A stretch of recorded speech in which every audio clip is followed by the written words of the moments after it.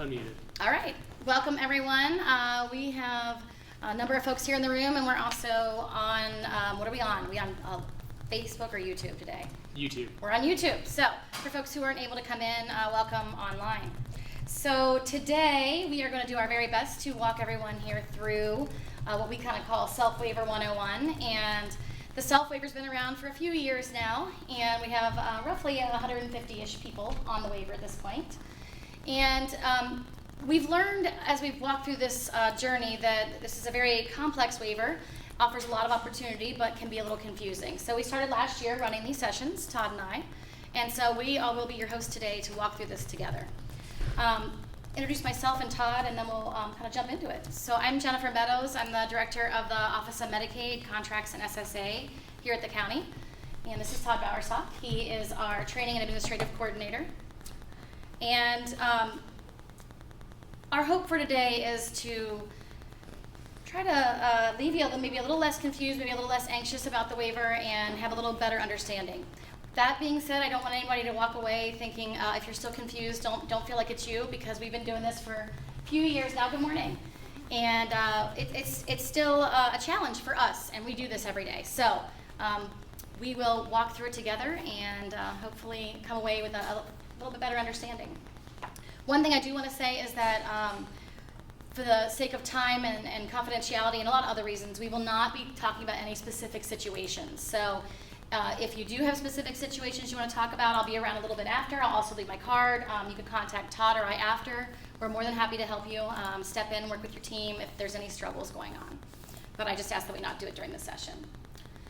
I'd like to get a feel for who, I know a few of you, I'd like to get a feel for who's in the room. How many of you are here because you have a family member, son or daughter, enrolled on a self-waiver? So we got all parents, all right. I think this is your second session with us, isn't it? Yeah. All right, so she's back. So it must have been too terrifying last time because she's back. How many of you are have a child newly enrolled on the waiver in the last 6 months or so? Okay, great. Okay, so that's great that you're here. Hopefully this will help you as you start to walk through this journey. What am I forgetting, Todd, before we get started on our materials? I think that's it. All right, I'll apologize to Todd ahead of time. He knows I do this. Todd will be presenting. I'll be jumping in. I do this. He forgives me. It's okay. We will take questions as we go through. If we're getting slowed down too much, we'll let you know, and we'll just kind of move on and ask you to table it. But feel free to ask questions as we go through the presentation. Okay? I think you're up. Okay. Well, good morning. As Jen said, my name's Todd Bowersock, and I'm very thankful that you came out in this rain to come listen to this. So we are going to do our very best to make sure it was worth your while.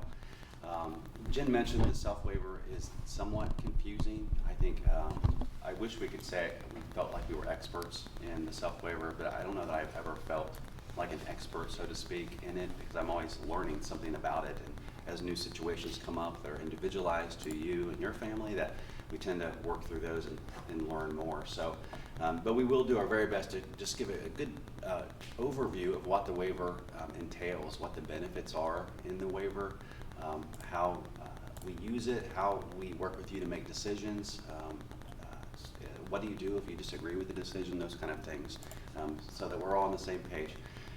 So just a little brief history around waivers themselves is it's kind of good to kind of put that in perspective. But prior to 1981, there was no such thing as a waiver like we're talking about today. So 1981 and earlier, if you really did hope to get some type of Medicaid funded service for your child, you had to have your child go somewhere to stay, to live, some type of institutional setting to receive those services. And after 1981, that's when the federal government allowed states to request and use Medicaid dollars for services in your community. And so that's what we're talking about, home and community-based services waivers, or we just tend to call them waivers. And the SELF is one of 3 waivers that our agency is responsible to administer. So we'll primarily focus on the SELF waiver today. I passed out, in addition to this PowerPoint, a couple other handouts. One of them is just a list of benefits, and it kind of goes through every benefit that the 3 waivers that we administer include. And then there are columns to indicate whether that benefit is covered under the SELF waiver or not. So that hopefully will be somewhat helpful. And you can kind of follow and look at that as we move forward if you find that to be helpful. So the upside to having a home and community-based waiver, like the self-waiver, is that you can use Medicaid dollars that have been intended for institutional settings, bring them into your community and use them there. So it works pretty much the same way.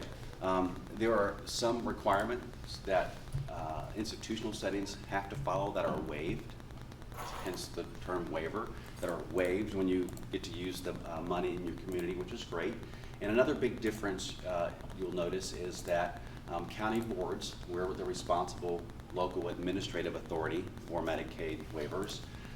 We are responsible then to actually fund a portion of the services, which is unlike institutional settings. So when we request a waiver, we help folks enroll in that waiver, and then the local county board is responsible for 40% of the cost of whatever that waiver is. Hence tax levies. A lot of our tax levy revenue goes towards funding those waivers for you and your families. I'll put a little plug in. Our budget, a good portion, a very good portion of our agency's annual budget is for our Medicaid match. So just give you an idea of how much we're talking. Every year we're putting in roughly $45 million of our budget goes to pay that 40% match that Todd talked about. So plug for the levy. We are on the ballot next Tuesday. So just that's where that money goes if you're wondering. So that's an important thing for sure. In terms of the self-waiver, we are currently responsible to administer 150, I think 3 right now, waivers, self-waivers in Hamilton County.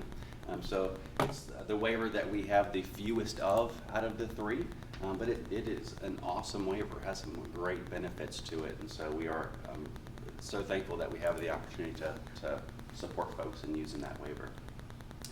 One of the biggest questions I think people have with the self-waiver, probably more so than any of the other waivers that we manage, is how are decisions made? It seems to be, and I think families communicate this all the time, it seems so complicated at times, and it seems very confusing as to how a decision is made. If I share with you my SSA, this is what our hope is, and this is what we're asking for, the process seems like it's long, and sometimes the answer is no, and we're not quite sure why the answer is no. So it's a huge question people have, and I think it's a really, really good question. So every county board in the state of Ohio has to follow the same set of rules. So Ohio Administrative Code outlines exactly what's covered under each waiver, and it outlines what we're responsible to do with that waiver. So it really tells us what can be approved and what can't be approved. Most of it's black and white. There's always gray where you have to try to interpret what the rule says, and we do our very best, of course, to interpret it properly. But Ohio Administrative Code, or what we reference as just rule kind of dictates how we make those decisions. In terms of decision making, of course, this is a person-directed type of waiver, and so we absolutely want involvement. That's how it's designed. We want families to really feel empowered to make decisions that's best for them. But the SSA, the Service and Support Administrator for each county board, is the ultimate responsible person to try to assess that with you, walk you through the process, and then make a determination. In many situations, they have to make that determination that, yeah, based on what you're asking for, when I compare it to what the rules require of me to do, I feel like this is something we can do or something we can't do. So it's a pretty huge task that they have to undertake, and they work with a lot of people internally here to talk through those issues to make sure we're making the best responsible decisions around those requests. But they are the single point of coordination. In addition to that, some of the decisions that we have to make can't be just made by the SSA. So, for example, we have an internal unit that focuses solely on physical modifications, those type of things. And so an SSA will use that team to help them, those that have the expertise, the occupational therapists and physical therapists, those that are familiar with buildings and structures and those kind of things. They'll work with that team to help make the decision, to make sure that we've met the rules when making those decisions. Some decisions can't even be made at this level. So there are a few situations where we have to actually, before we authorize anything, contact the Department of Disabilities in Columbus and tell them what we think we want to authorize based on what rule says, and they have to give us the okay. So that's kind of a unique twist to it as well. So you can already kind of see how it can take a while sometimes to hear what you need, assess whether it's something we can do, and then get the appropriate approvals for it. Whichever waiver someone has, no matter the waiver, no matter the budget that waiver has, there's a fundamental concept that every SSA adheres to, and that is medical necessity. Medical necessity is just one of those fundamental concepts that if Medicaid dollars are being used, we have to adhere to it. And that's a pretty big deal. Medical necessity tends to kind of overshadow almost every decision we make.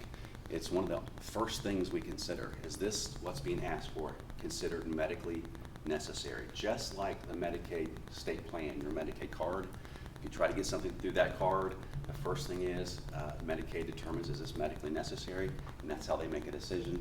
We're required to do the exact same thing, which seems a little bizarre because we're not Job and Family Services and we are not Medicaid, but because we are using Medicaid dollars, we're required to do the same thing. So I included the rule number up here, and I know rule can be very boring for some people.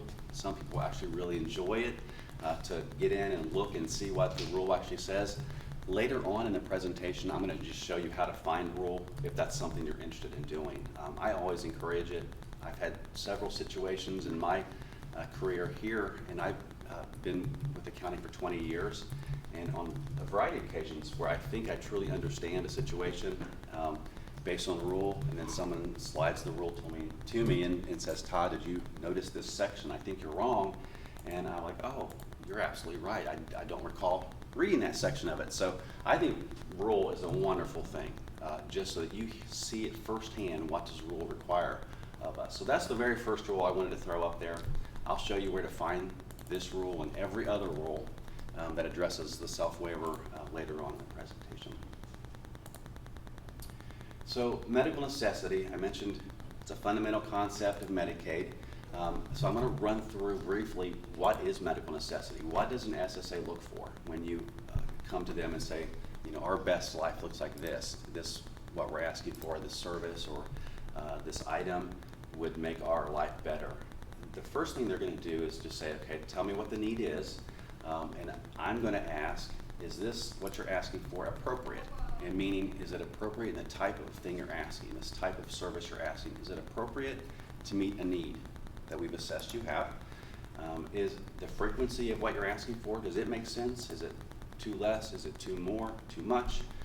The extent of it, the duration of it, and then the delivery setting, the setting you're asking to use whatever you're asking for in. So that's the first thing. It's pretty straightforward. It's a pretty straightforward request there. The second one, and this probably is one of the, I guess, if I had to say a sticking point, which that sounds kind of negative, but this piece right here, lowest cost alternative that effectively addresses the issue or addresses the problem, and rule use the term medical problem. In our world, it's not necessarily a medical problem, it's what's your best life, what's a necessity need. But this one is kind of complicated because oftentimes folks come with a thing, a specific thing. They have something in mind, which is wonderful because that means you really have thought this through and you know your child better than anyone, and you've come forward and said, this is what would make my child's life better. Rule requires us to look at what you've asked for and then look at what the need is, what do you hope to accomplish with this thing that you've brought forward, and we have to ask the question, is there anything else cheaper than what you've asked for that would still meet the need? So that is something that could take some time. That is something that we have to really consider. So for example, maybe some type of home modification, some kind of bathroom modification, for example. You could come forward and say, we've looked and we think, after talking to some experts, that this piece of equipment in the bathroom would make the difference, would help my child become more independent in using the bathroom. And the first thing that we would do is say, let's look through that and let's see if we're able, using our experts here, find anything that would accomplish the exact same thing that would cost less. And if there is something like that, we're mandated by rule to look at that first. It's not even a choice that we have to choose a more expensive item. Yes? Okay, services, but if that was going on and say the parents wanted to supplement whatever you approved, can you do that? No. You cannot do that because it's a Medicaid-funded thing. We're not permitted to allow a supplemental. So amount of Medicaid rule dollars. says that the Medicaid payment must be payment in full. So even if a parent wants to do that, and this does come up often, so perhaps it's, like you said, a specialized sink of some sort, and or a faucet is a good example, a specialized faucet of some sort. And the one we find that we believe meets the need, costs $100. And the parent really wants one that looks nicer, goes with the decor of their home, it's $300. They're willing to pay the difference. Even if we wanted to, we could get in trouble for doing that because Medicaid rule doesn't allow it. So that does become problematic. This probably is the hardest area for us because there also has to be a degree of reasonableness. So we're trying to balance following this rule without nitpicking to the dollar and the quarter. And particularly we'll get into later when Todd talks about participant-directed goods and services. It's great because you can get it from any vendor, meaning you don't have to use a certified waiver vendor. But people often, and it's great, they'll find something on sale, which is wonderful. But by the time we finish doing our work here, sometimes they've lost that price. Now that item is even more expensive. So it's sort of this, we don't want to spend too much time spinning our wheels, but we also need to make sure that when we're audited, which does happen, that we can show that we did our due diligence to make sure we followed this rule. So what we work to do is to find that balance, to follow the rule without getting too stuck in this. And so that's always something that we are challenged with. And we do our best, and it goes well most of the time. Sometimes we struggle. But I would also say that, when people get upset, one of the things that I remind folks, particularly since you all live in this county and pay taxes, is, be thankful as a taxpayer that we're doing our due diligence to, use your tax dollars as intelligently and to making the most of those that we can. So this can become a sticking point, but we do our very best, and it can be a challenge. Yeah. The positive thing around this rule is that the emphasis truly is on whatever we do authorize or are able, feel comfortable authorizing. Does it meet the need? If it doesn't meet the need, just because it's cheaper, it doesn't matter. We don't ever want to go the route we're authorizing something that's cheaper and then it doesn't meet the need. So that's the most important thing to keep in mind. We really do want to authorize what will make a difference, the intent of what your request was. On that note, I think sometimes it may be better to say, hey, this is what we kind of had in mind, and present something to your SSA so they can try to understand the picture and the scope of what you're requesting.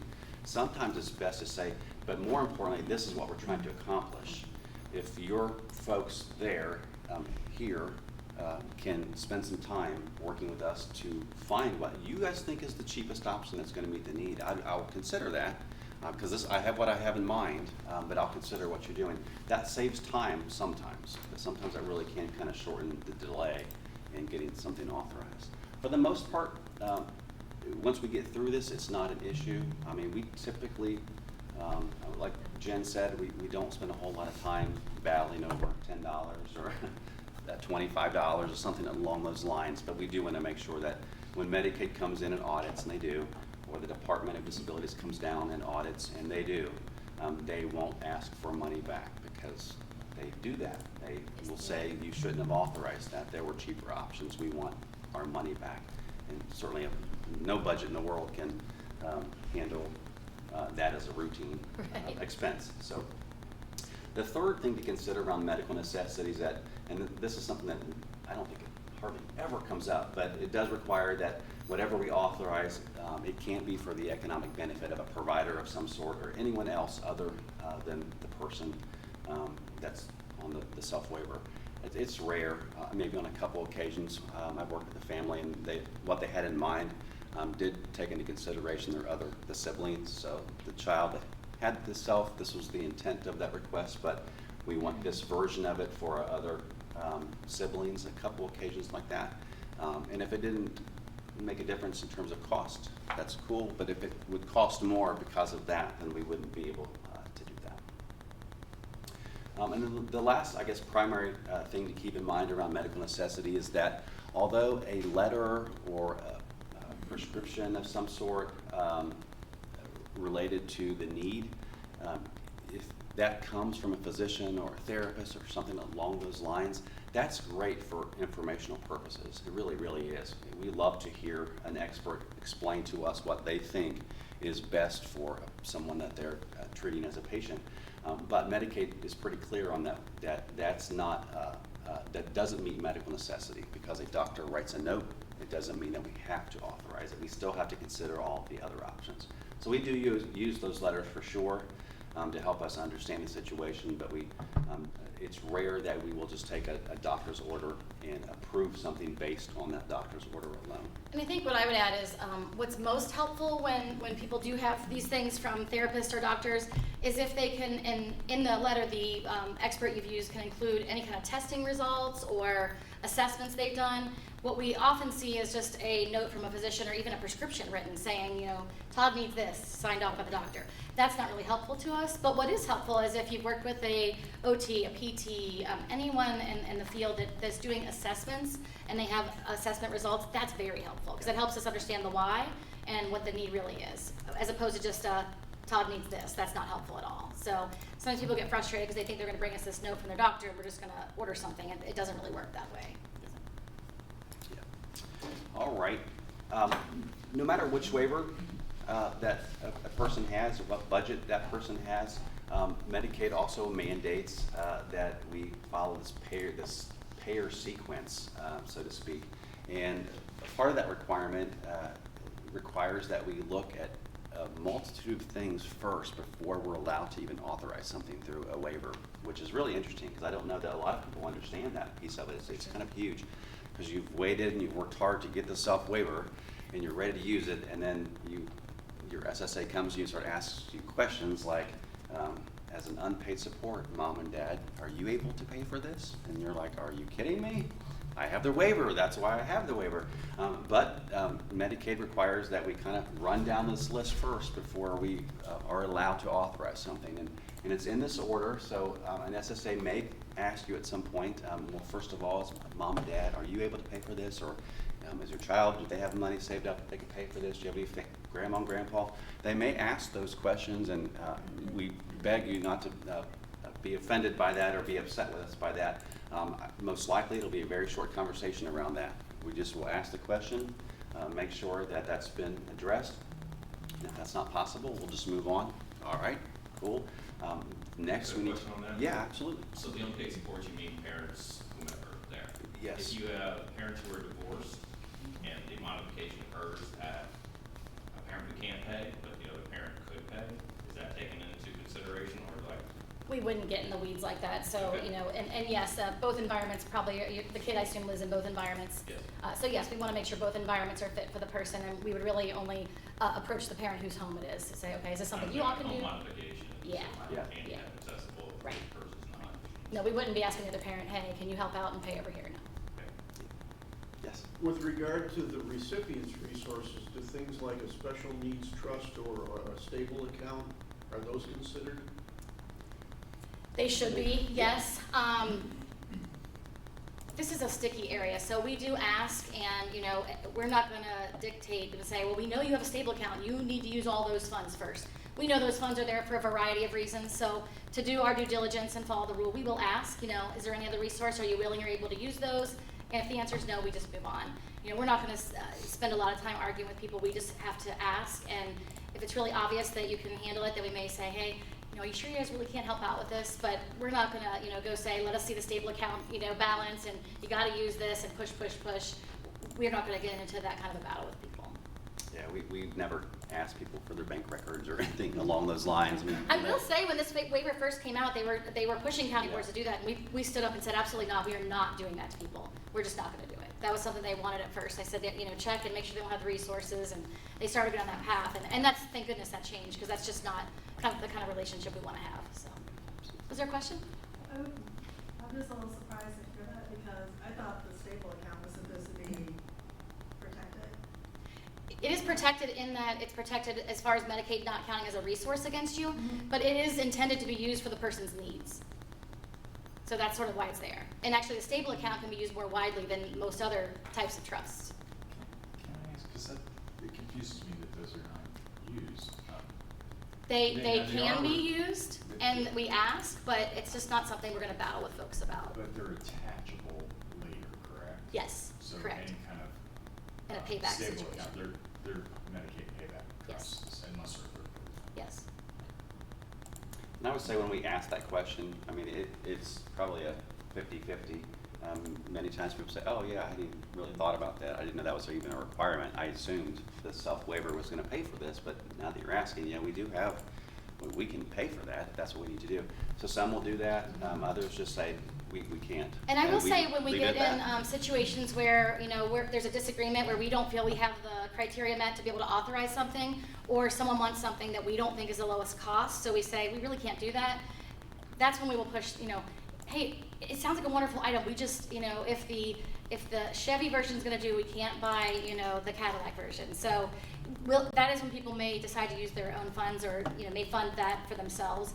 Maybe we're doing a full bathroom renovation and they really just want this certain item. People often will pay for that certain item themselves, which is allowed, as opposed to paying a portion of an item. If we do a bathroom reno and just say we're widening doorways for a wheelchair and we're lowering sinks, we may do those items with the waiver, and the family may choose to buy the, you know, the faucet or some other things because they want a certain kind. So that is when people do tend to use their funds in those kinds of situations. Yeah. And honestly, Andy, you're correct, they should be using those funds, but if we were to battle over everything and try to, you know, it'd be like, send us your tax return, I want to see the bank statement, you know, we just try not to get in those battles, and so it's another reasonableness issue, you know, try to balance that. But every year they ask for statements for trusts and stable accounts when they qualify for Medicaid, so you guys have it. Only if we're the authorized rep. And one of the things we do is we, on purpose, because of how rule is, by rule, the SSA cannot be the authorized rep. So that's why that's in a separate department. So that's completely separate. Those records are kept separate. So an SSA, if Todd has us as auth rep and Ryan does not, we don't want to have the SSAs accessing Todd's records, his bank records, because we're the auth rep. That would be unethical. So we don't do that. Okay, Good questions. those are excellent questions. Also, by the way, I'm okay if you have questions we don't have answers to, because that's how we've learned along the way. So I tell you, 2 years ago, we didn't have all the answers we have today, and we may have things come up today that we don't have answers for. So that's okay if that happens. Yeah, absolutely. After unpaid supports, your SSA may ask, do you have private insurance that we can look at? So if there is an insurance policy and it has certain benefits in that policy that could meet the need, that's the next round we would have to take a look at. We probably definitely do that more than not. You know, folks that do have private insurance, certain things will be covered, and we do go that route until maybe that's exhausted, or in some cases the benefits aren't part of that insurance policy. And then the next resource is community resources, and that really is just anything out in the community that could be of resources to us. So Council on Aging, what are some other great resources out there? Council on Aging, there's a variety of them out there. I won't throw out a bunch of names or course, I can't think agencies. of- But there are a ton of community resources out there. So we may say, hey, I'm pretty sure this agency provides this thing that you're asking. It's free. It's a benefit you can get for free. So we want to go that route. Todd, is that something that we could get a list of some of those community resources? There isn't necessarily a list. We've just learned over time that as much energy and effort you put into creating a list, by the very next year that list is outdated, and within 2 or 3 years you get so frustrated trying to use it that you just toss it into the trash can. What we do try to do is make sure the SSAs are aware of current community resources that's available to them that we know is working with folks that we serve. So your SSA really is a great resource for that kind of thing. And they may actually bring the ideas to you, saying that this is something I think could be covered by this resource. We have a lot of those posted on our internal intranet for your SSAs to access, so when different topics go up, they can go back and refer to it. And always check, I mean, Google's a wonderful thing, always Yeah. use it. Yeah. Every Monday morning, our SSAs receive a newsletter type notification, and in that newsletter includes updates of whatever we've learned in the past week that would benefit them in doing their job better. It's an every Monday morning thing, and any resource is posted on our intranet for SSAs to access. So they, every week pretty much, are hearing something, an update about something, so that they're hopefully in tune to what could really benefit you. And that's currently happening, so that you don't have to waste your time. All right. Then there's vocational rehabilitation, or OOD, opportunities for Ohioans with disabilities. And so that's a focus on vocational type stuff. So your SSA would say, hey, if your interest is something related to that, that this is where we would want to go first before we access those vocational type services within the waiver. And I will say that what OOD offers is very similar, almost identical to what the waiver offers around those things. So you'll be getting very, very similar services, and we work with them first. And if for some reason you get involved with OOD and it doesn't work out, then you've got the self-waiver to as a backup to pick up those services again, as long as that need is still there. And Todd will go over some more specific services that apply in this case a little later, but the nice thing about the services being very similar is if you do go get the services from OOD, they are time limited, so when they phase out, we're able to pick up, so it's seamless, so the person can continue getting those services. So we'll have an example of that later when we talk more about some of the services in this waiver. Yeah, so that's good. And the last two are just Medicare and Medicaid. So if you have Medicare, that's, if it covers something that you're looking to gain, and we may have to go there first, and of course everyone would have Medicaid if they're on the self-waiver. So if there's anything in the Medicaid card, state plan, we would have to look at that first. So it's kind of a long list. It seems like that might take forever to get through. It does not. In real life, when the SSA is working with you, that's a pretty quick conversation to address where we're going first for authorizing things. We also don't require that you go look for some of these payers if we know they don't pay. For example, we know Medicaid never pays for home modifications, so we don't try, we know that, so we don't go down that path. We don't say, I'll go get a denial from Medicaid first. Yeah. We know those things, so we just, okay, check it off in our heads, move down to the next thing. Right. We do everything that we can to try to make it a quick, painless process. It still can feel like it's dragging out at times, but we do try to work hard to avoid just that red tape that can bog you down at times. So I want to just throw up here, you may already be aware of this, but I wanted to just throw up what the budgets are for the waivers. So you may not be aware that in 2020 the budgets are going up for the self-waiver. So right now, if you're an adult, you have access to $40,000 a year, as long as whatever your request is medically necessary, up to $40,000, and children up to $25,000 a year. And that does go up in 2020 by $5,000. So it's a slight increase. And those are specifically going up to accommodate rate increases that are coming for homemaker personal care, which we'll probably talk a little bit more about later. Have you guys heard that that's coming here in the near future? There's a pretty big initiative statewide to up the pay for direct support professionals, which is a wonderful thing.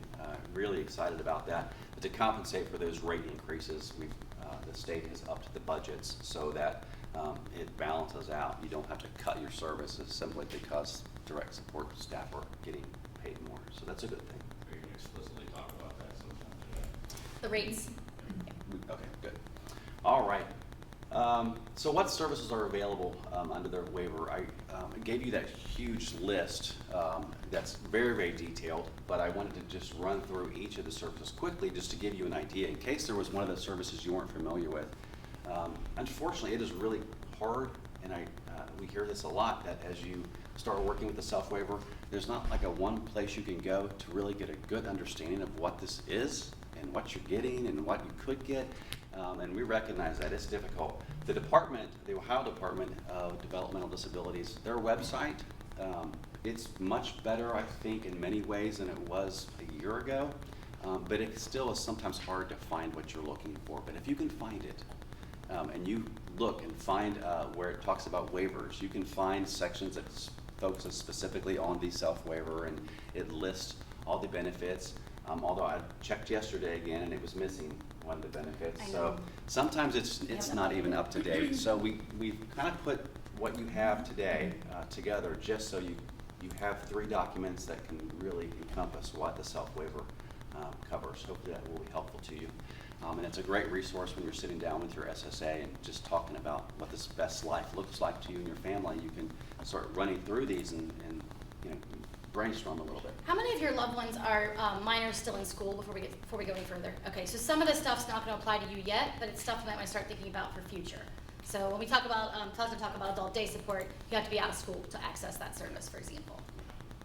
ask on the career, same question on the career planning, is that required to go through the school, local school district? Yes. Or can we have the department supplement some of what the schools are doing? So that's a great question, Andy. So career planning is a newer service to us. It's been in the waiver 2 years, Tom? Mhm. 2-ish years? So, and those are services that you will see are almost identical to OOD services. We've mentioned that earlier. And so when you're talking about a minor in school, we can tap into the waiver. However, we have to first see if there's an IEP, and if there is, to get the school to cover it. So we walk down that path first. Sometimes it doesn't go well for whatever reason, or sometimes they can't get it in the IEP, and so if that's not a possibility, we can look at career planning. But yes, we have to look at school and OOD first before we tap into our benefits under the waiver. All right. Excuse me. The first benefit I threw up here is adult day support. Is anyone familiar with adult day support in some fashion? Kind of seen it? It's kind of the standard day programs that you may have seen or been a part of or experienced in some fashion. And the intent of adult day support really is not vocational related. It can be recreational related, and it can be based on just life skills. So it's outside of the home. It's in a building. Everyone that's being served there has a disability of some sort. Most folks are enrolled on a waiver. Not everyone, but many folks are enrolled on a waiver that are attending those day programs. With all these benefits, I should kind of point out that for any benefit under a waiver, if you're going to be a vendor to provide that service, so if you're going to be a vendor to provide adult day support, that vendor is a certified vendor under the Ohio Department of Developmental Disabilities. So that's important to know now, especially when we get to one of the last services I'll talk about. It'll help you understand how that service is different. But adult day support is wonderful. It is considered a congregate setting for the most part, but many people enjoy that benefit.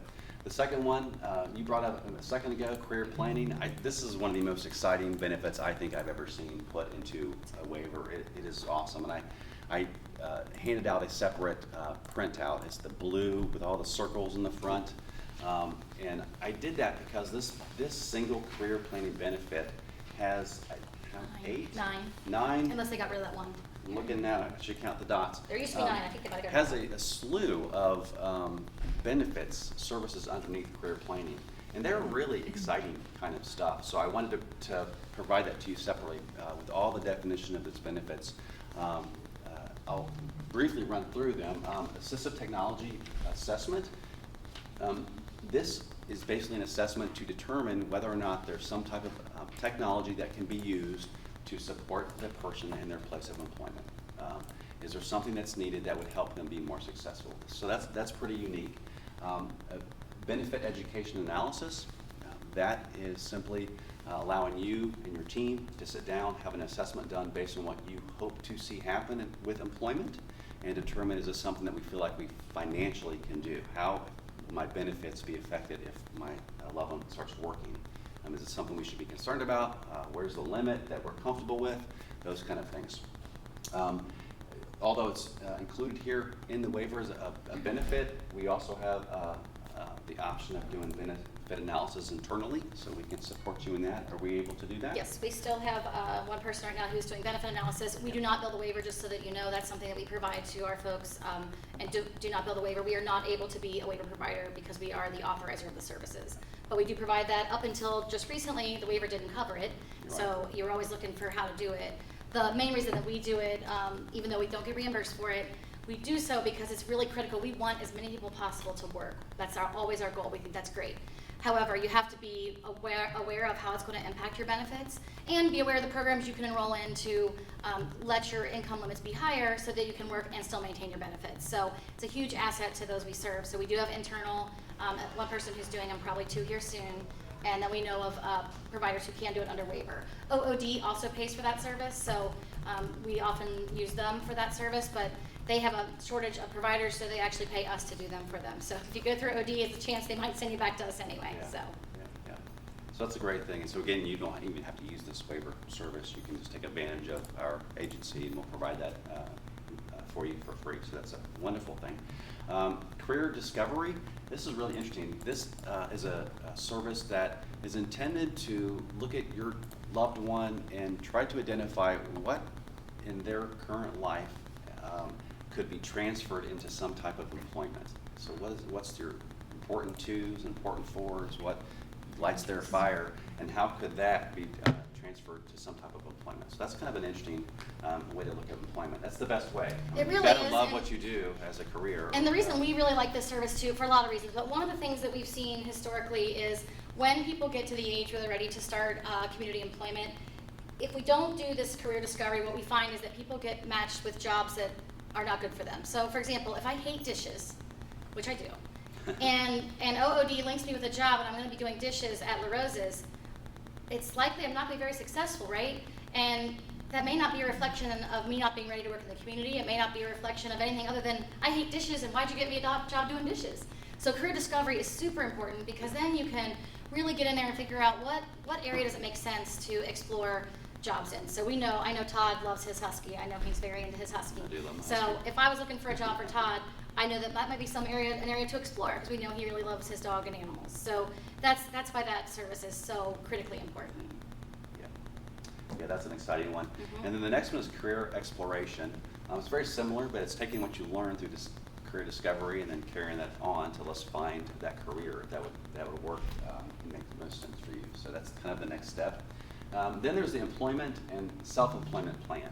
It's kind of like let's figure out what the outcome is we're trying to achieve here after we've learned what we've learned, and let's get it in writing. Let's put a plan together to get this ball rolling. We now have the tools we need, and we have the information we need, and that includes employment for someone else, and it also includes working for yourself. So you can even spend waiver dollars trying to become self-employed. So that's pretty exciting too. I think that's really, really interesting. Then there's job development. There's self-employment launch, if that's the route you're going, getting the thing started.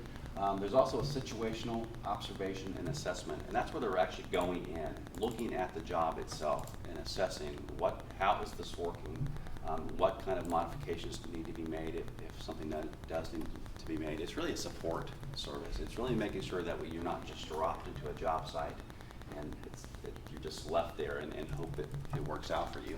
It's kind of like a whole encompassing thing to make sure that this is from A to Z works out for the person. And the last bullet point is worksite accessibility. So if there are accessibility issues that would maybe hinder an employer to feel like this is something they can reasonably do, this is nice because we can go in and say, here's what we think would really help this person succeed as your employee, and we're going to support you in this so you're not alone in this as an employer. We're here to support both of you to try to make this work. Before we move past these two services, I'm going to try to do this as much as I can today, point out where the self waiver differs from our other waivers. How many of you were on a level 1 before you moved to a self, or your son or daughter was? Okay. So this is an area where this self waiver differs pretty significantly from both our level 1 and our IO waiver.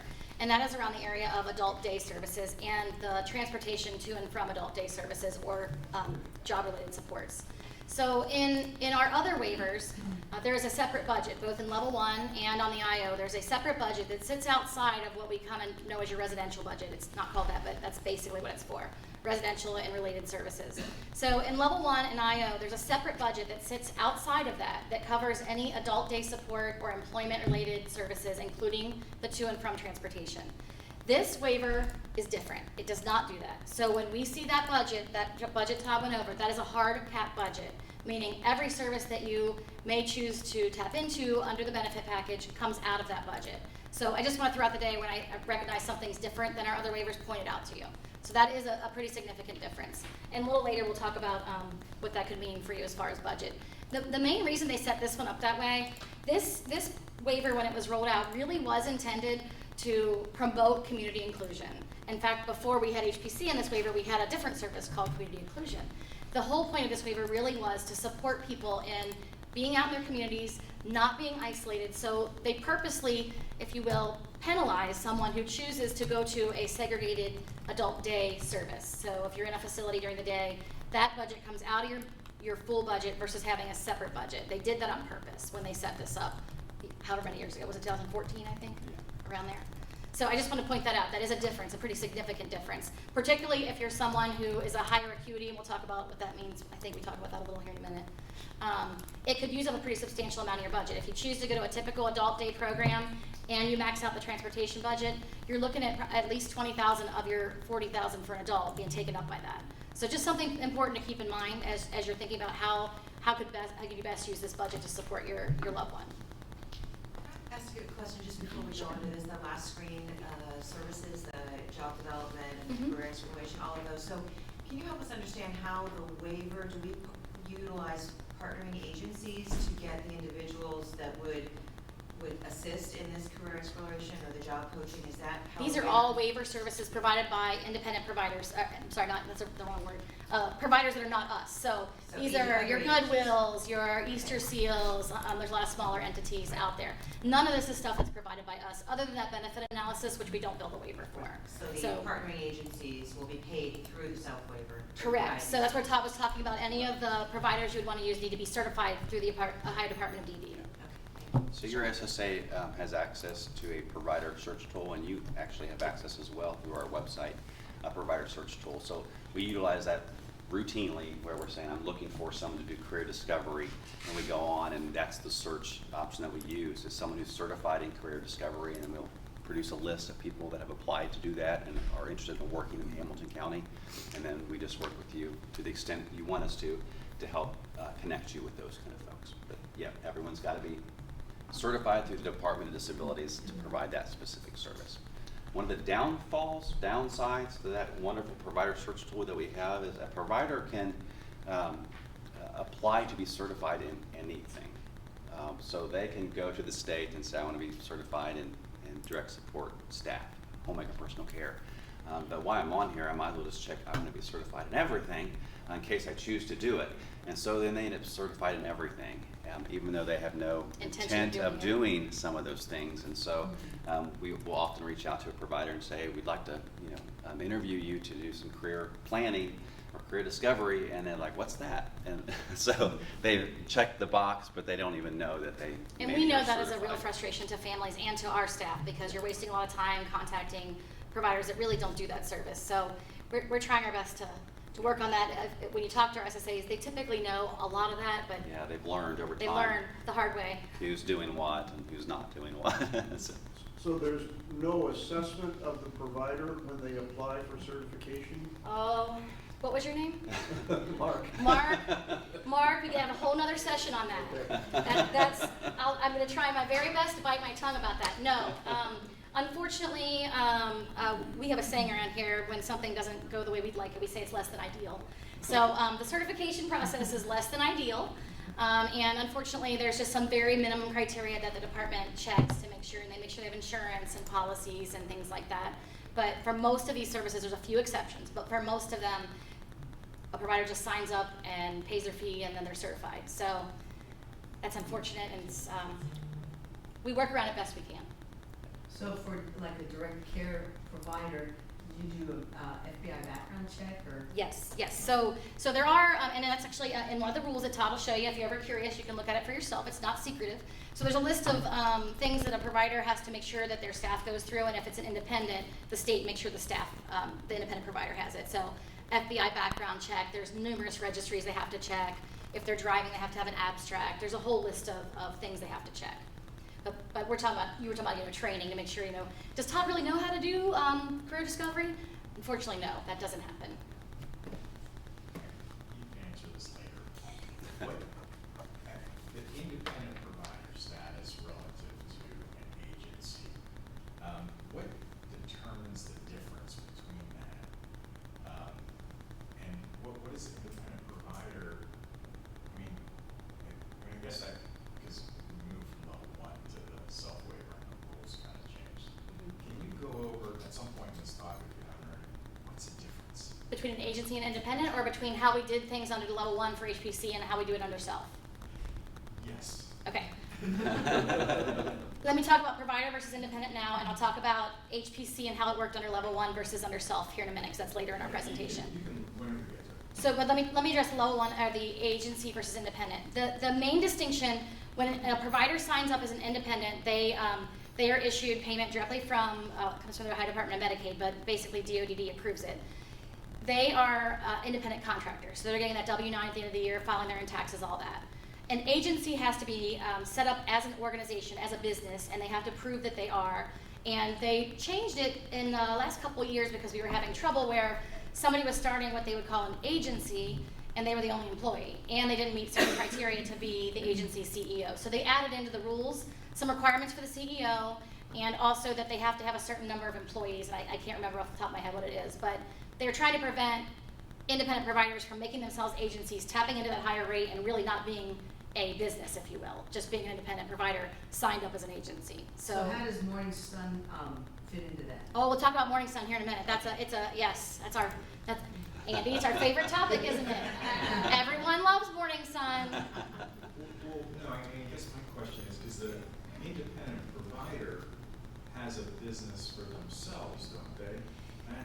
They aren't incorporated as an LLC or anything like that. They are just an independent person. They're an independent contractor. They cannot be corporate. No. No, Whereas they're, the agency withholds all the taxes. Correct. So correct. No, the independent provider gets all the taxes withheld. Now. We'll talk about that when we talk to PDHPC. It's a little different. Under the other waivers, they do not. They just get issued the payment, and they're supposed to deal with their own taxes. It's a little different under the self-waiver under PDHPC. Why we had to make it different, I don't know, but it is. So we'll walk through that in a moment, though. Those are really good questions, though. I hope everyone at home that's watching this can hear those questions. We probably should repeat some of them sorry, so yeah. folks can hear. We'll try to do that. In the I try to future. forget the cameras there. Sorry, folks at home. So the next benefit that's available is a clinical therapeutic intervention. And I'm not sure how much we've done this. I don't think we've authorized that much at all. I'm going to tell you of on this. the next two, we're going to talk about clinical therapeutic intervention and functional behavioral assessment. Last I checked, we had none because we have very few providers certified, and of those, hardly any that are willing to do it. So these are two services that are out there. I hope in the future there's more availability. But if you're, for example, getting behavior support from our agency, our behavior specialists do functional behavioral assessments, but we don't bill the waiver. It's a service we provide. So if you're getting that, that is not what this is in terms of billing the waiver. It is what we do, but we can't bill the waiver for it. Last I checked, we had no one getting either of these, just because there's no providers out there. These are great services, and it's wonderful, especially for smaller counties that may not have their own behavior support teams within. I'm sure folks could use that type of support. Here, luckily, we do have a wonderful, very vested behavior support team that is available to everyone. So that's interested in that support. So that's wonderful. But those are two that you would maybe run across and wonder what is this. So those are there, but just currently there's just not providers providing in Hamilton County. Community respite is another available benefit. And again, this is just respite outside of the home, and it's often referred to as like camp, and it's kind of designed around that. There is a 60-day limit throughout the span year, but it's a wonderful benefit that folks use to provide respite to family, and it's pretty cool. And there are some really nice programs out there that do offer. One of the biggest examples, if community you've respite. likely heard of, the Stepping Stones. Yeah. Some of their programming, they bill a lot of that as community respite, and they're one of the biggest providers of that in our county, just to give you an example. Yeah. Definitely not the only one, but they're one of the big It's ones. one of the options. And the next one jumps back into employment a little bit, but a group employment support. Has anyone ever experienced that before? Type an enclave type of situation? Been around a while, you've heard the word enclave, yeah. Enclave used to be the word that we used That's a what we lot. were used to, That's yeah. how I kind of remember what this is. But it's just basically where you have a certified provider that's providing oversight and support and training, but they're taking a group of folks into a real work location, and those folks kind of share the job responsibility. At one point, one of the buildings I used to work in, we had an enclave that came in the evening to provide janitorial cleaning and that kind of thing. And it was just one of the most positive experiences I'd ever really witnessed in terms of an enclave. It was absolutely wonderful. The teamwork, the camaraderie, folks kind of working with each other to get the job done and teaching each other and motivating each other. And I kept thinking every work environment needs to be that, because it was just really, really cool. So that's one experience that I had that I thought this is a really a neat thing. But it is a group of folks sharing a job. It's being broken down into tasks, and everyone's doing their piece of it. With the Yes. functional behavioral assessment, is the output of that a behavior modification plan or just an understanding of what's going on? So the question was, is the outcome of doing a functional behavioral assessment what we used to call a behavior modification plan? These days, we call those behavioral strategies, and yes, that is often the outcome.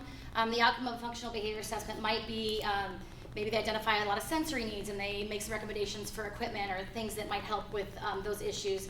They might do a sensory diet. They may do behavioral strategies that we would then integrate into the person's My Plan. So yes, it could be what we used to know as a behavior plan. A few years back now, they changed the rules and we're not allowed to use those words or refer to it. It can't be a standalone, but same concept, same ideas, helpful strategies to help that person be successful. They're integrated into the person's plan. So yeah, you got it. And that's exactly what our behavior support team here does. They will do an assessment, and out of that, they have these positive strategies that can be put into the plan. So it's just real life, what would be best to help support this person to be where they want to be. So. And our behavior behavior specialists are also SSA certified, so they become part of the team, and we bill for their services as an SSA. So we're able to generate some revenue to help support that cost. Yeah. It's a great benefit to the folks we support. Yeah, it really is. Individual employment support is very similar to that group, except it's just one-on-one. So it is someone that is working in a community employment job. They're making them at least minimum wage, and then you have a certified person to come in for so many hours per year. And so SSAs typically will authorize just a number of hours per year, and this person will come in as needed to support that person, and no matter what's occurring. So it's so common that if someone's working perhaps in a fast food restaurant, and managers change a lot, and as soon as a manager changes, that's when we have someone jump in as an individual employment support person, help that manager understand what's working, what doesn't work, this is what's successful, and how can we support you, kind of take the stress off that manager and let us kind of support them. But they do everything from the time the clock in and clock out systems change, so let me jump in and spend a couple hours making sure that's not going to be a stressful situation, to understand how to clock in and clock out, or manager changes, or staff and shift changes, whatever the case may be. So it's a wonderful package. And the lay term for this service is follow along. If you've ever heard that term, follow along. This is the technical waiver service. Yeah, and it's been around forever. We just kind of jump in to make sure that this successful thing stays successful as things change. So Does that include programs like things that are going on at UC for the employment services where people can enter in, or Fifth Third's got a program? Are those things supported by the waiver, or are they totally independent? Yes and no. So the program at UC, if you're talking about the impact program, the question was, does the program at UC have waiver services? They have several services they offer there. So depending on what the person's doing, it might be adult day support, it might be individual employment support. I know some folks have come there, gotten some exposure to different things, and then gotten a job, and then they may or may not choose to be the individual employment support provider. Example, I know someone who got a job in one of the cafeterias there and is working a number of hours, and I think they're still doing the individual employment support. And the other one you mentioned was, you mentioned the second one, UC Well, and. I know there's programs like Fifth Third. Oh, Fifth Third. US Bank, and- So Fifth Third is an interesting, Fifth Third, Children's, and there's a couple others are part of Project Search. So that may start off funded a different way and then may end up being a waiver service. They are waiver providers. We do pay for that service. Sometimes it starts with OD, and then when they phase out, we phase in. But yes, that is how that's funded. Thanks, because this is probably the most confusing thing, is how to navigate the different things going on. I know. And so one of the things we've done, because it is confusing, SSAs struggle to understand it sometimes too, because it's just so much to understand. We have employment navigators that really do understand those programs, and they consult with our teams, and or they can help provide a service to you here as well. And they can help you navigate, how do you start with OD, what's Project Search, where does that stop and the waiver begin? And then the school has some components. Yes, too, and so, right? yes, when the person's under an IEP, the school's often paying for that as well. the employment navigator that she mentioned is a fairly new thing. Couple years. A couple years old at this point, but that's something you kind of want to keep in mind, is like write that employment navigator down, because you at some point probably want to say, hey, SSA, can we pull this employment navigator in to talk about this, and the SSA will do that. And they truly are the experts.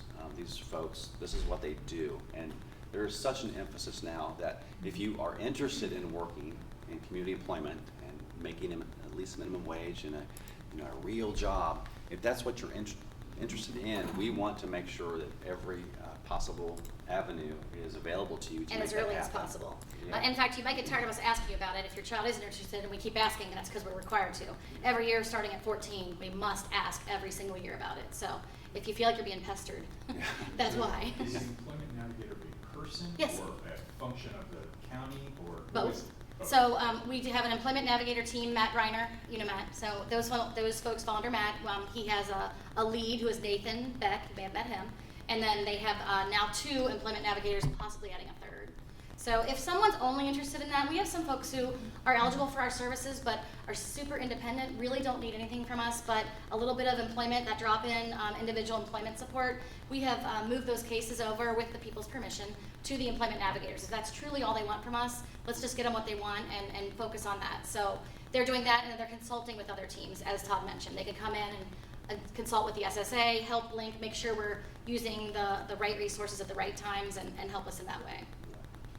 So would the employment navigator be someone to join along with the SSA at like transition planning Yep, meetings? absolutely. High school process? Yeah. Absolutely. Yeah, they'd be happy to do that, and they may not remain a long-term member of the team, but they will pop in absolutely to support you. For setting transition. Absolutely. services. Yep. Mhm. Yeah. Definitely. All right, non-medical transportation, that's kind of a weird term for this, but it basically is just the ability to pay for a person to drive your son or daughter to volunteer places, employment, Day support programs. day support programs, those buildings that you can go to during the day, just a way to get them back and forth, which is so important. Any type of transportation is important, so. It can also cover if you're working with a provider who is doing what we've asked them to do, which is try to get folks out in the community, even if they're in a day support program during the day, so they can be a part of their community. It also pays to reimburse them for that mileage, that travel during the middle of the day.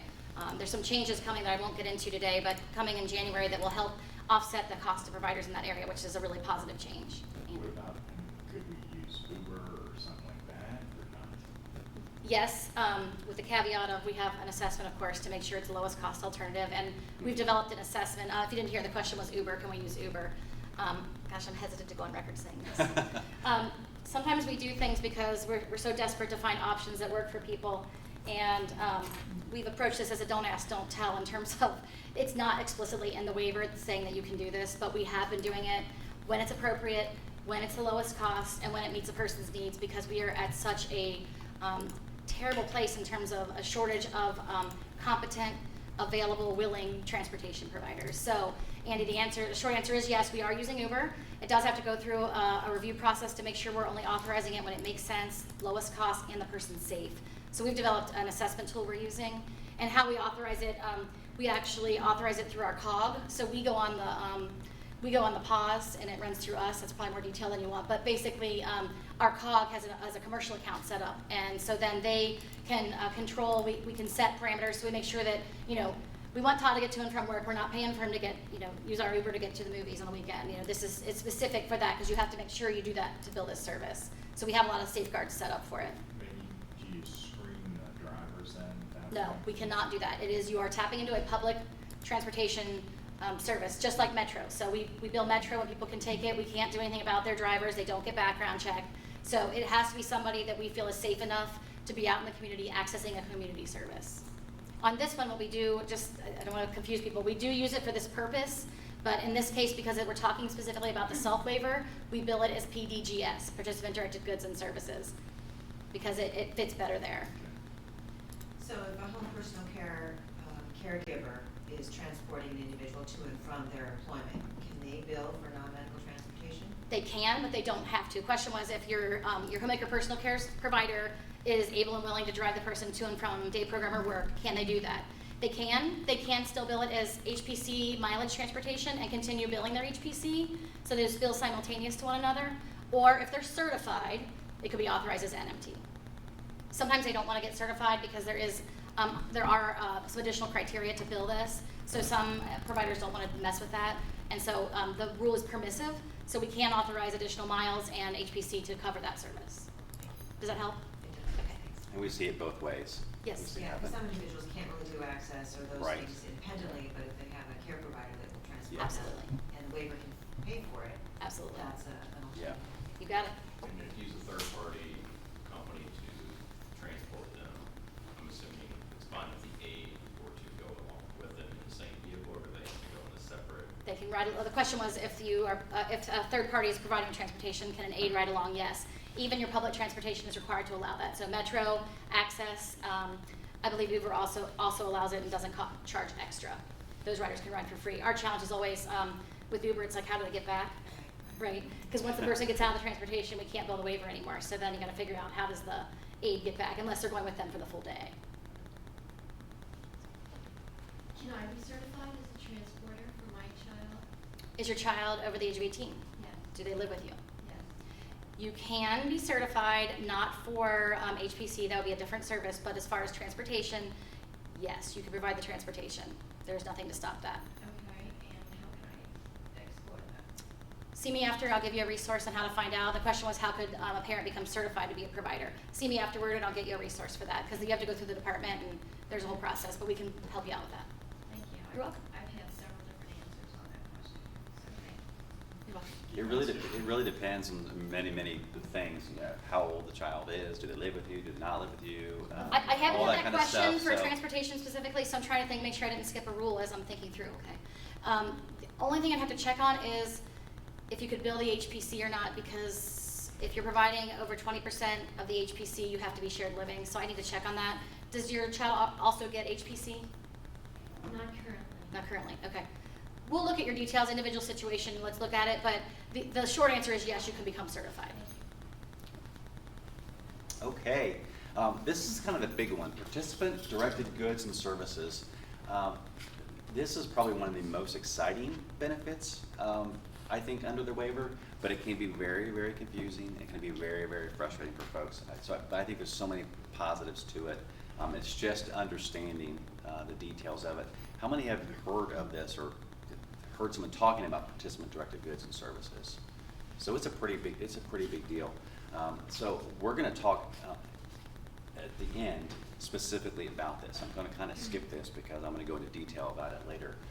But just in general, the idea behind participant-directed goods and services is to say, let's allow you to direct some dollars from this waiver to purchase items or services that typically a waiver would not cover, that typically Medicaid would never say okay to. And there's some parameters around it, but it's basically saying all these other services you have within the waiver deal specifically with services that serve people with disabilities. And the person who has to provide the service has to be certified by the department. This says you can use some money from your waiver and you can use it for things and vendors that don't necessarily have to be certified. And instead of the focus having to be on people with disabilities, it's got to be the exact opposite of that. The focus has to be to help you get in contact and utilize and participate with people just in general, people in general. So it focuses on things, programs that aren't disability related. It does the exact opposite, which is really unusual to think about Medicaid as paying for that, something that's not disability related. Although, other than assistive technology, which I'll talk about in a minute, if you're needing a home modification or certain types of equipment under this waiver, that is the service it falls under. Whereas our other waivers have those specifically laid out as services. Under self-waiver, it falls under participant-directed goods and services, which is a blessing and a curse. So we'll get into more detail on that. We've added a whole section, and why we're going to skip over it for now is this has probably been the hardest thing we have handled here since I've worked here, in terms of the complexity of it, understanding what we're supposed to be doing. It's a real challenge. So it's be careful what you wish for. We're glad in some ways because it opens the door to help people get access to things that really help them, and they don't have to be disability specific, as Todd said. But there's also a lot of strings around this and a lot of rules. So we're going to go into a lot more detail in a moment. And I would say if you're on the self-waiver and you've experienced frustration, it's probably around this service. Yeah, I think that's probably all of us. most of the frustration that people have communicated is around this service. Yeah. Again, it's wonderful, but there's a slew of things that we have to work through to make sure that we're authorizing something that can truly be authorized, and it definitely can cause some frustration. But we'll get back to that one because I think that's an exciting one to talk about. The last one on this slide is participant-directed homemaker personal care. So that's, direct support professionals, staff coming into your home.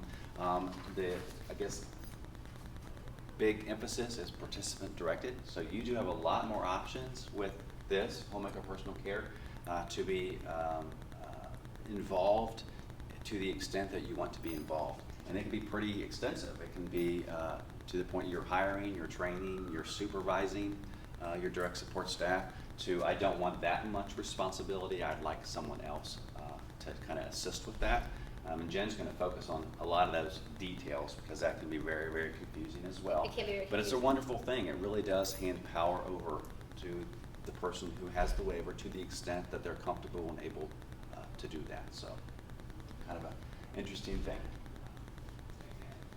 Participant family stability assistance. Again, I don't know that this is one that we use very often. Again, the waiver is a couple years old, and there's not been a whole lot of providers come forward and are capable and able to do this service yet.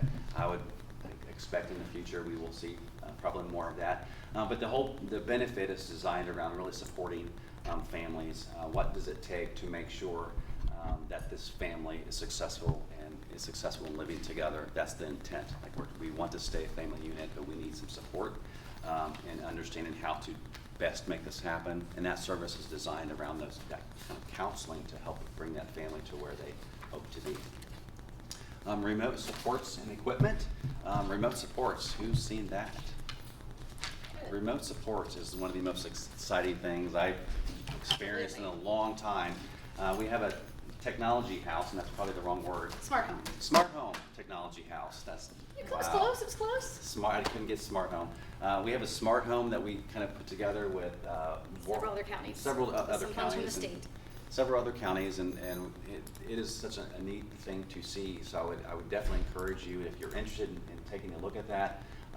We don't do routine tours at this point, but But we scheduled. will be doing scheduled tours, and it gives you an opportunity to walk in and kind of see this happening in real life. How many of you have been to our smart home?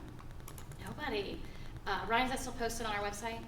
Yes, hamiltondds.org/smarthome. /smart home. I knew it was something like that. I've So heard them talk about it on NPR. it's been on the news. We've got a lot of really good PR, which makes our PR guy really happy. It's an excellent place to go if you're interested in technology, particularly if you have, which I think many of you do, transition age youth who you really want them to be independent, but you want them to also be safe, of course. Great options. So I really recommend sign up, ask for a tour, go out to the smart home. It's out in Warren County, and it's really wonderful. So. It really is. And if you go to our website as well, and even go on the department's website, there's several videos that's being created here and throughout the state that just give good real life examples, not fake stories, but real people that are receiving this service and explaining how it's benefited their life, how they've kind of gotten rid of some of the direct support staff that is hovering over them and have been able to use technology to live more independently and yet be safe and It's really critical with really with the staffing shortage. Really recommending people think about remote supports whenever possible. The other thing with this waiver, because your budget is set at what it is, it really helps you stretch your dollar too. So something to really think about as you're moving forward and you're planning here. So who monitors that stuff? So who monitors that stuff is the question. So I don't want to spend a ton of time on it, but basically there's a team that can come out. Our team here can come out and assess, but we also include vendors. We'll invite one or more of them to come out, and you tell us what the needs are. You'll explain, here's my son Todd, here's what's going on, here's what we hope for, and then they will explore what kinds of technology, equipment, services are out there to help. For some of the most common ones are a live feed that you can, it's not always there. When it first came out, people were like, oh, it's Big Brother. It's much less invasive than having a person in your space if the person doesn't need that support on an ongoing basis. So they use cameras. A lot of what they do comes out of Alexa. They use all those kinds of devices. So there might be a live feed. Maybe it only comes on, maybe the person's home alone from 4 to 6 till family gets home. It's a live feed. There is an agency that monitors it. We have several, the biggest one being Total Home Care Solutions. They have a call center where they monitor this. There are big screens everywhere. It's a pretty cool place, actually. and they know when it's supposed to be turned on. You can set up protocols. It's very specific to each person. So if Todd's somebody who we need to make sure when he gets off his day program bus at 4 that he checks in, they can turn it on. He can be required to check in. There's protocols to follow if he doesn't do so. It can monitor from 4 to 6, or it can be set up to just be available if he needs something. They make really nice, most of them have an iPad set up, and people just push a button to talk when they need something. It can be really customized to whatever you need. We have them set up places where there's, you know, if Todd's somebody who can be alone, but if he cooks, we worry he'll leave the stove on or leave it alone. We can put sensors on stoves. We can put timers on stoves. They can kill them automatically from remote location. Window sensors, door sensors. Some people are safe. They just don't have a lot of safety understanding in terms of people coming to the door. So we have them set up where there's a camera at the door that only comes on if somebody comes, and they have to decide if they can let them in. We have people who have overnight monitoring for medical issues. We have seizure monitors under beds. We have seizure cameras. Those are all coordinated with doctors on the protocol. What are the monitoring people looking for? Is it a sensor? Is there a camera? What is it? And what happens when there's a need? With all of them, you can have either paid or unpaid backup support when you're doing that ongoing monitoring. So you can provide it. You can get an agency that'll provide that backup support. They have to be there within a set amount of time if they're going to do it. That's individualized, but it's usually 15 minutes or so. Or you can have natural support. So we have a lot of people who live very close to their family but on their own. Often the parents will be the unpaid backup. So if there's an issue, the camera goes off, Todd needs something in the night, they'll contact Todd's mom, who's right around the corner, who will come over. That's an unpaid backup support. So lots of options there. Very customizable. And Really all are. the things you just described, the fees for those are covered through the self-waiver? Yes, they are. Yeah. There's also some equipment we buy under another service we'll get to called assistive tech, where parents or family members want to monitor it themselves. They don't want the monitoring, they just want to have that there. We can do that. Assistive technology can cover that. Some of these cameras and sensors are so cheap now, it's a really great way to go and gives you a lot of peace of mind, but independence for your person in your home. So. And it truly is individualized. Yes, I mean, very. It is really designed specifically for what would work for your child, and based on what they're comfortable with and what the needs are. And we've seen some really exciting things where folks were getting 24/7 around the clock fit people in the home, and have been able to move away, almost entirely away from that, because they have the support they need through this. Even to the extent of I'm not able to take my medications because I can't read, and I could potentially get the bottles confused. The cameras can just, at the time of medication, zoom in and say, hold up the bottle, nope, hold up the next one, that's the one. And so open it up. And There's also some walk them through devices that we're kind of, using thing. to administer medications. There's a really cool one out there if you want to watch a video called the Livi, L-I-V-I, and it looks like a Keurig. And basically the pharmacy loads it. It is locked, so they can't get into it. But and it can be set up various ways. But if you have somebody who's able to, the remote support can come on and say, hey Todd, it's time for your meds, go press that green button. Or the device can talk to Todd, depending on his ability level. Press the button, the meds you need to take come out. Some people need monitored, so the camera will come on to make sure they take it. Some don't.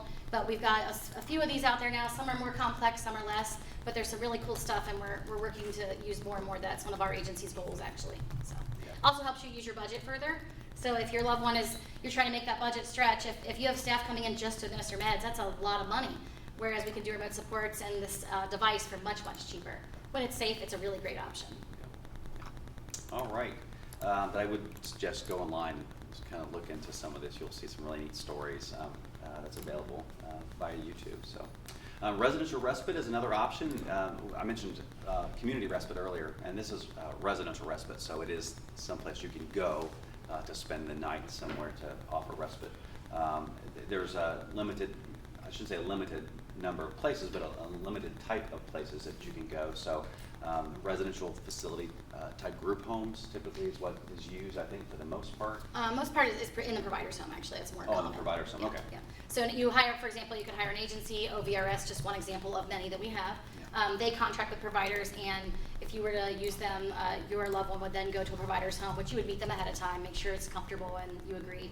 They would then spend whatever designated evenings at that home, in that family's home.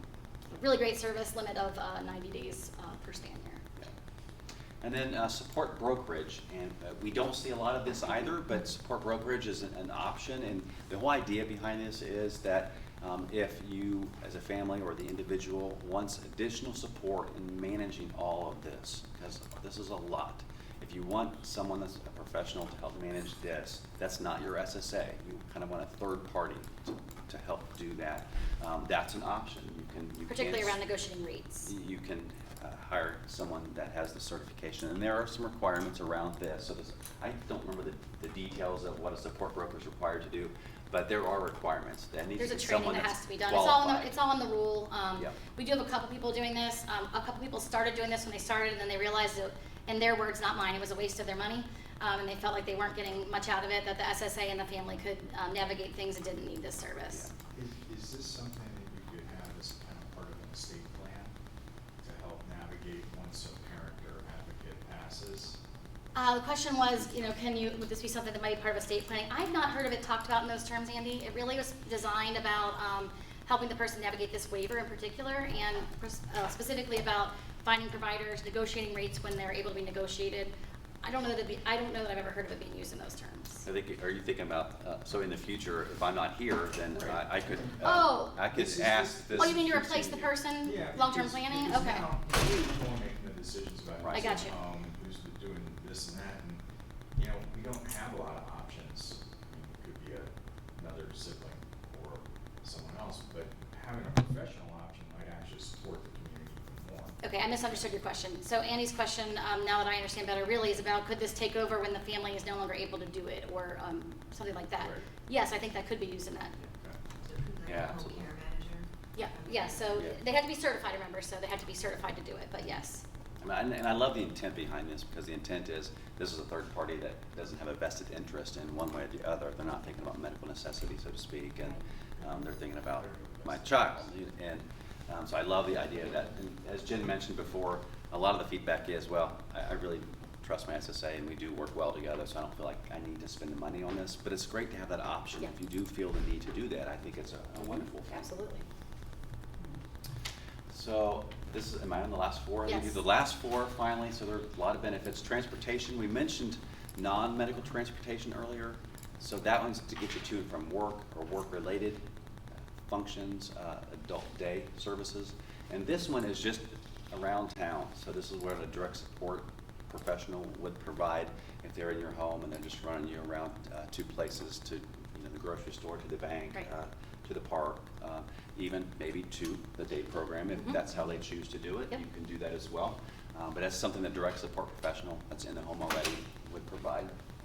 Vocational habilitation is another service that's in a building, so to speak. It's specific to people with developmental disabilities, intellectual disabilities, but the entire intent of it is to be time limited, and the entire intent is to teach work skills so that you can go here, you can learn the skills that you need to move on and get employment in the community. So we have lots of people that get this service. This is a huge, huge, huge service, especially with the other waivers. With this waiver, Not as much. not as much, because the intent is not going to a segregated type location. The intent of the sub-waiver is to really encourage community integration. And this service is going to significantly change next year sometime. We don't have an effective date yet, so more to come on that. But it is there for now. For now, it's there. So is there a difference in terms of the way transportation is billed between this and non-medical transport? Yes. What's the difference between? So the question was, is there a difference between how this transportation is billed and the other? Yes. So this transportation is designed, it's paid at a mileage rate, and this is, we call it HPC, or transportation mileage, and that's the mileage. It's a lower rate, and it's intended to be billed simultaneous with the HPC service. Whereas the NMT rate has the cost of the driver, if you will, built in. Generally, it's billed at a per trip rate, and it's a much, much higher rate. Those rates are likely to, well, we know they're changing a little, but over time they're going to be changing significantly. They're designed, though, the rate structure was designed for buses and bringing people in large groups to and from facilities. That's where that came from. So I think that'll be changing over time, because we really want to encourage smaller vehicles, smaller groups, individual stuff. But yeah, it's a standalone service where you're not billing another service with it, whereas this one, the transportation miles, is billed along with that HPC. So an HPC provider could theoretically be certified to do transportation as well as non-medical. You got it. Yes. Bill either way, depending on where. Right, the question was, can a independent provider be certified to bill both, and that is correct, they can be. It would just be, they could bill whichever has been put into the plan as the plan moving forward. You just want to keep in mind that with this transportation, the direct support staff gets paid the hourly or the unit rate for providing home and personal care, and they're getting paid for mileage at the same time. And the earlier one Just the It's transportation. just the transportation. And again, be careful of those certification requirements, they're much higher Okay. for the NMT part. Yes. Yeah, this is much easier for folks. Yes. And is typical. Let's see, waiver nursing delegation. Do you want to talk about waiver nursing Yeah, delegation? sure. We don't see a lot of this in self-waiver, but I mean, it is possible. This is a newer service that was added to our waivers. So, how many of you are familiar with, how many of you have staff passing meds for your son or daughter? Just one. Okay, so when our HPC staff in our system are passing medications, they have to have what's called medication certification. And if it's just oral and topical, it's what we call MedCert 1. If it's insulin, J-tube, or G-tube, they have to have either MedCert 2 or 3. In all cases, the agency, especially on 2 or 3, if the person has a J-tube, G-tube, or insulin, the staff have to have the higher certification, and they have to have oversight from a nurse, which is called a nursing delegation. Historically, the providers did not get paid anything extra to do this. It's a high cost.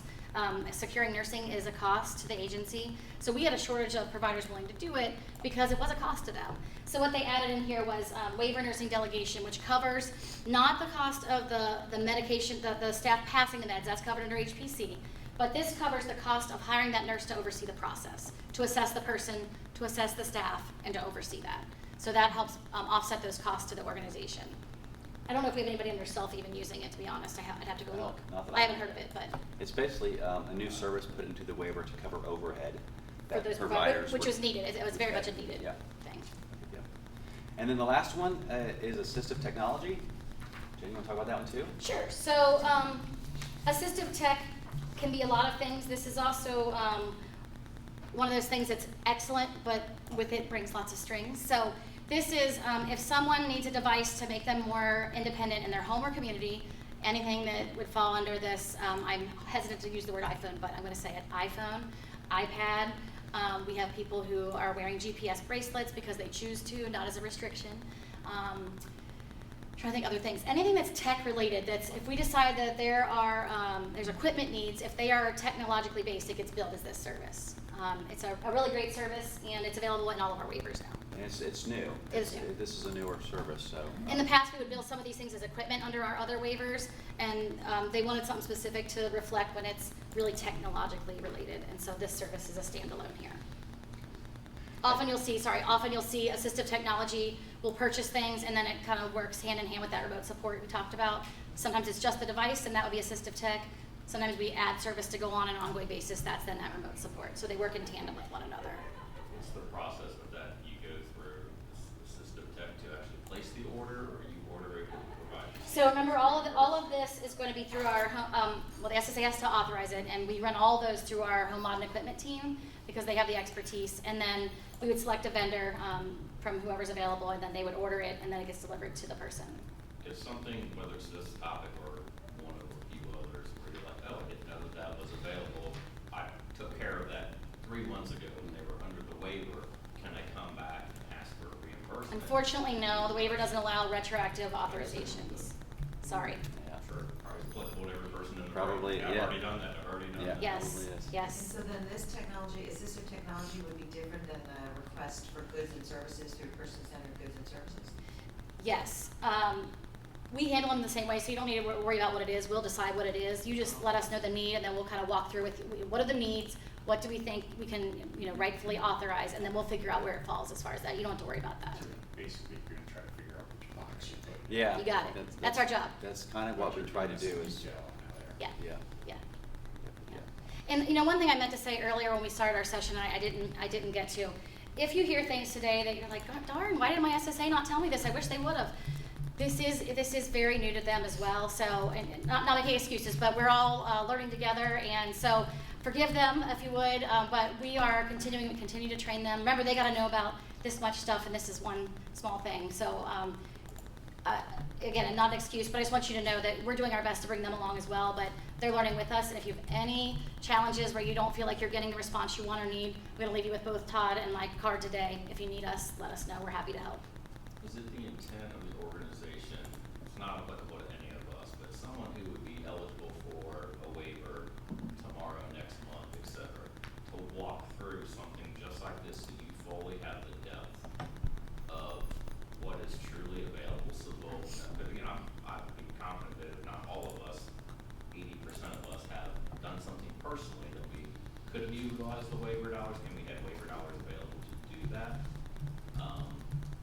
But That's the whole, that's the reason we're here. Part of the onboarding process, because some of this was covered, but certainly not To this extent. all of this, and definitely not to this depth. So that's why we started doing these sessions. We are running them a couple times a year. We haven't had enough people on it to make it kind of a routine thing. What we're thinking, we're getting there today with the live webcast. What we're thinking is we're going to tape this probably the next time, and then have it available so people can watch it. Because I think we enroll people on waivers throughout the year, so it'd be kind of hard for us to do this that often. Sure. But I do understand the need, so that's something we're working on. Yeah, I think that's great, because I think that's a Absolutely. truly legitimate thing. SSAs Yeah. try to, when someone gets a waiver, Yeah. introduce it and try to help them, but it can't be as thorough as this. I know it's not. Multiple people up to the home to walk through services that were Yeah. available, or the community involvement, or your interest, I'm trying to find some things. from Sort of a it. double-edged sword, because on the one hand, we're responsible to assess needs and authorize services, but we also we hesitate. Like when I look at these, I get nervous because I've always been hesitant to hand out a menu, because I don't want to give the false pretense that all of these are available to everyone, because that's really not true. We have to walk through all of our process. But I absolutely hear what you're saying. Yeah, but to just know generally I have some opportunities. Absolutely. Yeah, right. And you have a limited budget, and Yep. for me, like 8 services is primary, this eats up the bulk of it, and maybe 1 or 2 other things Yep. could be leveraged to Absolutely. assist this. Yep. how it would- Definitely something we're working on. So we hear you. Things change over time. They absolutely do. Yeah, it's a real problem. Could something like for assistive technology, could our granddaughter is legally blind. Uh-huh. So, that's, they have this very expensive machine that, enlarges the print. And she's supposed to read every night 20 minutes, so that would make it easier. Is that something that I could talk to SSA about? Absolutely. Is she still in school? Yes. We'd have to make sure the IEP isn't supposed to cover it, because that sometimes is something they're supposed to cover, but maybe they cover it just at school, we cover it at home. Right. That sometimes happens. That's absolutely something you can talk to us about. All right, am I up? Is that why you're sitting down? You are Oh, up, okay, all right. unless we need a break. All right, do you guys need a break, or do you want to keep going? We have about an hour left, and we have a decent amount of material left. Keep going? Okay, if you need a break, feel free to step out. Okay, so, That's not correct. Time is not correct. no, that time's not correct, but I just checked. I think it's around 11. Don't look at there. Don't look there, don't look there. Okay, so I want to spend a little time talking about participant direction. And I want people to understand what it means, and I want to dispel any myths or try to make you feel more comfortable. Some people I've learned hear about this, and it sort of freaks them out, if you will. They get real worried about this. And what I want to let you know about this is that it really can be pretty simple. Let's make it as simple as we can. So under this waiver, one of the requirements to be enrolled in this waiver, and quite frankly, I wish they would just sort of make this rule go away, because I think it confuses things. But essentially, you have to either have either budget authority or employment authority, and we'll talk about both. So essentially, what this means, though, I just want to make it as simple as we can. To be on this waiver, the person, or in most cases, as you all can attest to, someone in their life, someone in their families, an advocate of some sort, can make decisions about how the budget's used and or negotiate rates if we're looking at a service that includes negotiated rates. That's really all it means. And for us, the way we operate here and the way that we feel it's supposed to happen, we always do that anyway, no matter what waiver a person's on. We're always asking the person as much as possible to direct what they need and want out of their services. We always want the family or advocates to be involved in that. So for us, this is not that different than what we do in any other situation. But I want you to know it's in the rule. And when it comes to HPC and this waiver, this is probably where people get the most confused. And I want to move through this. I don't like how these slides are laid out. I should probably change them. But essentially, when someone is getting participant-directed HPC, they have to make a decision here. And if you are doing, if you're getting those services from an agency, then you're doing what's called co-employer, okay? If you want to use an independent, though, you have to either be the employer or be the co-employer with Morning Sun. So most of you mentioned Morning Sun. And that's really where people get a little bit confused. The difference here with the employer authority is really about how much control you want to have. How much say-so do you want? I'm going to skip through this and talk about this. Okay. Under co-employer, You manage the staff, but you're working with another agency. So some of our bigger HPC agencies will do this for you. So they're the ones billing the self-waiver, but you are controlling what staff come into the home. You are the person, the individual, okay? So you're getting that control, but they maintain the responsibility as the employer. The agency does, okay? The FMS can do this. So if you're using an independent provider, you have to either do what's on the right called common law or what's on the left known as the co-employer. If you're using an independent, the co-employer is Morning Sun.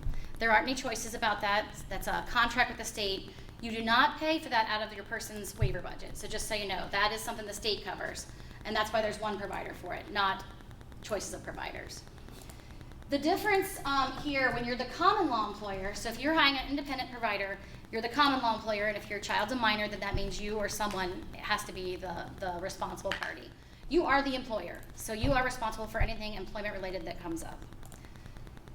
Under the common law, you can be the common law and still have the financial management service take care of payroll and taxes. In the co-employer situation, they take care of that as well. I think that's one thing that got confused when we first started this waiver. People thought if you did common law that you had to take care of payroll and taxes and that, and you don't. Morning Sun still does it. The difference is under co-employer, you or your loved one is the employer of record. Okay? So those are really your options when it comes to the HPC, and that is how you are directing as far as you would be doing employer authority under this waiver. If you choose HPC, you're obviously doing that. Okay? So if, say, an individual was actually self-directing, Uh-huh. they would be the co-employer? Sorry. Say an individual is Mhm. an adult. Yes. Self-directing their own personal care and services. Yes. They would be considered an employer. Yes, so the question was if we're, because most people in the room are talking about minor children, but if you have an adult child and they are the one on the waiver, yes, if they are the common law, they choose common law, they are the employer of the person. And this is where, you know, I said before, sometimes things are less than ideal. We didn't set this waiver up because I think this is very confusing to people and it turns a lot of people off of this waiver, and I think it doesn't need to be this complicated. So this is, you know, one of the drawbacks, if you will, of the way this waiver is set up, in my opinion, because it is confusing, and I think more often than not, people don't really want that responsibility. So what we see most often is the co-employer situation, either with Morning Sun, so they're taking on that responsibility and liability, or with an agency, if you're able to find an agency to do it. Does that mean that if you have this responsibility, you can't have guardianship? There are specific things. The question was, does that mean you can't have guardianship? There's stuff in the rule about that, and Andy, I'd have to look at it to be sure because I can't remember. It does speak to that. There are situations where you're allowed to be the guardian of the I guess person. My question is the opposite. If you're not the guardian, which is where things are going in the court system now, yet the individual is still the employer, can you as a parent act on their behalf to help them with that? Or I think you how does could, that the work? question was, okay, so I misunderstood. The question was if the person does not have a guardian, can you as parent, once they're an adult, still help them? The answer is always yes to that, as far as our perspective. Even if you're not the guardian, and I would say 9 out of 10 times the families we're working with, the parent is not the guardian, you can be the advocate still. And in this case, actually, this waiver does allow you to, if you want, to become the support broker when the person is when your child is an adult. Okay, all right. So we have seen that scenario happen. Okay? Does that help? Yes, that was. It's sort of a sticky thing. I'm not going to go through this all the way because I don't think it's meaningful or important, but it is here. It just tells you if you're using one of these supports, can you do budget authority or employer authority, and can you negotiate rates? It's pretty simple in my mind. Really, the only time you're negotiating rates is with an independent provider, okay? And you're directing the budget authority in a lot of these services, but they're all here for you so you can see them. This is something the state created. I don't find it that helpful, so I'd rather spend our time on some things I think you will find helpful. Can I just throw in? Yes. In terms of negotiating rates. Yes. The wonderful thing about the self and being able to negotiate rates, because sometimes people think that's just too much too, I don't want to really be involved in. But there's flexibility there because there are some situations where you say, in the morning, I really need someone in the home in the morning from 5:30 to 8 in the morning, but it's a short period of time and I can't find anyone to do it. No one's willing to do that short period. But I can negotiate a rate with someone and make it really worth their while for that period of time, and that'll get people there. And then folks later on, when it's not in the day, and it's not so difficult to find people, that rate can be lower perhaps. but you really can negotiate it with each person that you're working with to make it work. And there are limits to those rates, so I brought that. As high as you can go. Yeah, so I brought that with me because I figured this would come up. Actually, Nancy was kind enough to drop it off to me. This is on the department site where the rules are that Todd's going to point you to later, so it's always available to you. But there are limits. So you can negotiate, the minimum you can negotiate down to is minimum wage, okay? And the highest is the equivalent of what the agency rate is. Okay, so if you think about it like that. So you can't negotiate a $50 rate, which would be nice because people would really come if you did that. But so within those limits. So we don't see a lot of this, I'm going to be honest with you, because the rate is not, it's not a lot of money to begin with. What we typically see is people are paying their providers the maximum rate that they are able to within the rules.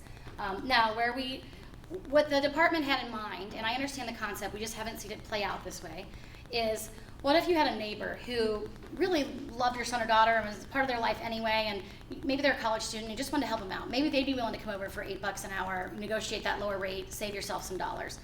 I could see that maybe happening. We just don't see it a lot. We're just not seeing that. We are typically seeing the standard rate being paid, but it is up to the person on the waiver and you all who are helping them to decide that. What is the maximum rate? For an independent provider, $15.89. hold on. Common law employee, independent provider. Okay, $4.91 a unit. So multiply that out by there's 15-minute units, so times 4. $4.91 times 4. And then you mentioned the agency rate, but that rate can only be paid to an agency. You can't pay the Correct. agency rate. Correct. So the question was if there's an agency rate, which there is, but you can only pay it to an agency. We don't negotiate that rate. No, And that's cannot. just their standard. Correct. Correct. So We could negotiate what they pay our providers though. probably not. I mean, I did that. But. That's Really? surprising. That's interesting. That's very surprising. Yeah, Okay. because some of the agencies are just so low. Yeah. that- Yeah, and then a lot of families supplement even above what the wage. Na, na, na, na. To get good care, that's, Yeah, we'll pretend we didn't hear that. So, because we talked earlier, Medicaid has to be payment in full, so, we can't be party to that, but, so we'll not get into that. Questions about the HPC under this waiver before we move on? And it's gonna come back up later, but anything so far what we talked about? That probably is the most confusing part. I think even for our own staff, it is confusing. Later, we've got a whole section that we put in here about what we've learned over the last few years. So some tips, things to stay out of trouble, and that's going to come up again. So you may have some questions after we talk through that. Do you want to talk about, is this you? Yeah. Per span means per waiver span. Correct. Yeah. Okay, so the majority of the benefits that we've talked about, you know what your waiver budget is, and then you know you have these benefits, and you can kind of just use those to up to your budget limit pending medical necessity. However, there are these 3 services that we talked about, and they do have a limit to them, and I wanted to just make sure that you're aware of those 3. The first one is a support broker. Again, we don't see a whole lot of that, but that service does have an $8,000 per span limit, so you couldn't go up and spend your maximum amount on that support broker. There is a limit to that. And then the functional behavior assessment, again, we don't see a whole lot of that because of our behavior support team, but there is a $1,500 limit one time per span, and the span really is the beginning of your plan and to the end of your plan. And if we do have a functional behavioral assessment done and they come up with, ideas that would help in the home, would you look at that more favorably than the doctor writing, she needs this? We would look at it evenly. We pretty much look at everything to try to But make if it they're doing an actual comprehensive. assessment, it doesn't matter that it's done by the team versus a doctor. It's that there's an assessment. There's something there too. That's always more meaningful than just, hey, Todd needs this, right? Right. So if they've done a full assessment, they're going to be going through, here's what's going on with Todd, here's the behavior, here's what we're trying to address, here's how it'll help him. That's more thorough versus just a doctor's note. But that's a very, very good point. A thorough assessment Yes. is always a wonderful, Always. wonderful thing to help make the right decisions. So. And then the third is assistive technology equipment, and that has a $5,000 a year limit attached. Yeah, and to it. I thought about your example earlier. This is what came to my mind when you said it's really expensive. So assistive tech is capped at $5,000 per year. So we'd have to see, does it fit the definition for assistive tech, or does it fit the definition for PDHPC or PDGS? Sorry, too many acronyms. My guess is it falls under this, but something we'd have to look at. Are all of these amounts part of that, whether it's a child, $25,000 or an adult, so this is not on top, outside of that, No, it's included correct. within that. You got it. Yep, you just. yeah. Question was, were these amounts we're talking about on top of our main budget or within it? It's within it. Did you want to finish this last slide up around budgets? Sure, sure. Sure. So this one here, what we're talking about as far as the budgets, I mentioned this earlier. So the first thing is how much you might be spending on the adult day and employment-related services. And sorry, Todd. These are going to be impacted by what we call an AAI score. So if your child is still in school, you probably don't know about this yet, but it's called the Adult Acuity Instrument. And it's a tool that everyone in Ohio has to use. It has to be done before the person can start a day service. And it basically comes out with an outcome of either an A, a B, or a C. And the provider will receive a different rate for the day or the unit billed for those services depending on that person's acuity. So, for example, someone who doesn't have a lot of behavioral needs and they don't have a lot of physical care needs and they're pretty independent functioning, they're going to be probably an A. The B's are the middle of the ground. The C's are the ones who have folks who have a lot of intense behavioral needs or intense medical issues going on with them during the day. And the rates differ based on that. So it's a pretty big variance. So the low range you're seeing here, the $10,985 is what you would spend. The number of days in the day budget, I think it's 260 that we figured on. Does that sound right? That sounds right. 260 times the daily rate of that service. If you're an A, that's the $10,985, and if you're a C, it's the $32,995. So you can see very clearly if someone is a C acuity, your entire budget as an adult is going to get used if you do that and you add the transportation on. So you can see this is not ideal. This is not set up for someone who's a C acuity who needs to use their full budget for this. This waiver doesn't work that well for those folks, unless that's all they need, and then that's fine. That will work. The other is the transportation budget, that non-medical transportation budget, that cap you're seeing there. That reflects someone using the per trip rate, which is $20.09 in our county. So $20.09 per trip, so for the to and then the from, so $40.18 a day, times the 260 days. That's the $10,447. Now, if you utilize something under that, so we always try to use Metro if someone can take the bus, Access if they can take that. Give you an idea on the cost differential, Metro ends up being about 90 cents per trip. Access is either $3.50 or $4.50 per trip compared to $20.09. So it's a huge difference. But some people aren't able to do that, and that's fine. Then we look to the paid service. So that's this one. I think I'm the next one too. Okay. I'm going to start walking through this last section of stuff we're going to cover. This is what we created based on everything we've learned as we've learned things, sometimes the easy way, sometimes the hard way. So these are things that we just want to say they're really important to be aware of. And some of these we've already talked about, so there'll be repeats. But feel free to ask questions if something's come to your mind since we last talked about it. Okay, one thing that has come up often since we started dealing with self-waivers, when you're using an independent provider for PDHPC, it's not just a matter of the provider being certified, they have to get set up with Morning Sun. And sometimes that moves smoothly, and sometimes there's difficulties. And I would say at best, it takes 30 days. And I think at times it takes longer. So do they have to be an independent provider to be authorized by Morning Sun or not? Yes. So they have to be an independent provider for the state Yes. and an employee of Morning Sun? You got it. So the question was, do they have to be an independent provider and set up through Morning Sun? The answer is yes. So they're doing it as an independent provider and then they're going through Morning Sun. I thought they had waivers of the requirements under the self-waiver. There are some, the requirements are less, but they still have to be an independent provider. Because they need their DOD ID to provide to Morning Sun. So if they're not an independent provider to begin with, then they won't have that ID. Right. That's what my experience was. Right. Okay, the main point I want to make sure everyone understands here, though, and we've had this happen. So if you find somebody who's going to do this week and you think they're going to start the 1st of November, that's just not going to happen. It takes at least that 30 days to get set up. People can become pretty frustrated with us, and it's really not on us. We do our best to push Morning Sun along, but it can take more than the 30 days. And that, what happens is they send a packet to your provider to fill out that has to be completed. And if they don't fill it out properly or don't return everything, that really slows the process down. There's also paperwork they send whoever's going to be in the co-employment situation. That all has to be done before we can move forward. Does that apply if the provider is already providing services and is set up with Morning Sun for some other individual? Or is it That's a per great individual, question. per each recipient? I believe there would be less paperwork because they would already have the basic stuff. The question was if the provider's already serving someone else under the self-waiver and already set up with Morning Sun, do they have to do all this still? My understanding is there will be some stuff specific to that person, but there'd be a lot less for them. Does that make sense? So you need to get qualified under the state first, and then with Morning Sun. Yes. Yes.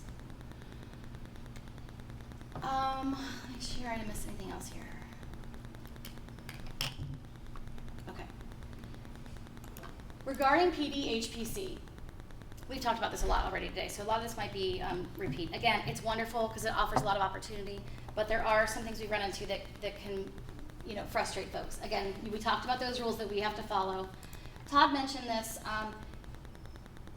Early on when this waiver started, we got about 2 years into it, and the state did a lot of auditing. And when they did this auditing, there were a lot of findings, and some counties had very significant findings. I'm happy to say we only had one in the very first round, and the state covered that the very first year because they honestly gave some very loose guidance to us when this started, and then they tightened it up after this started occurring, and Medicaid came in and did these audits.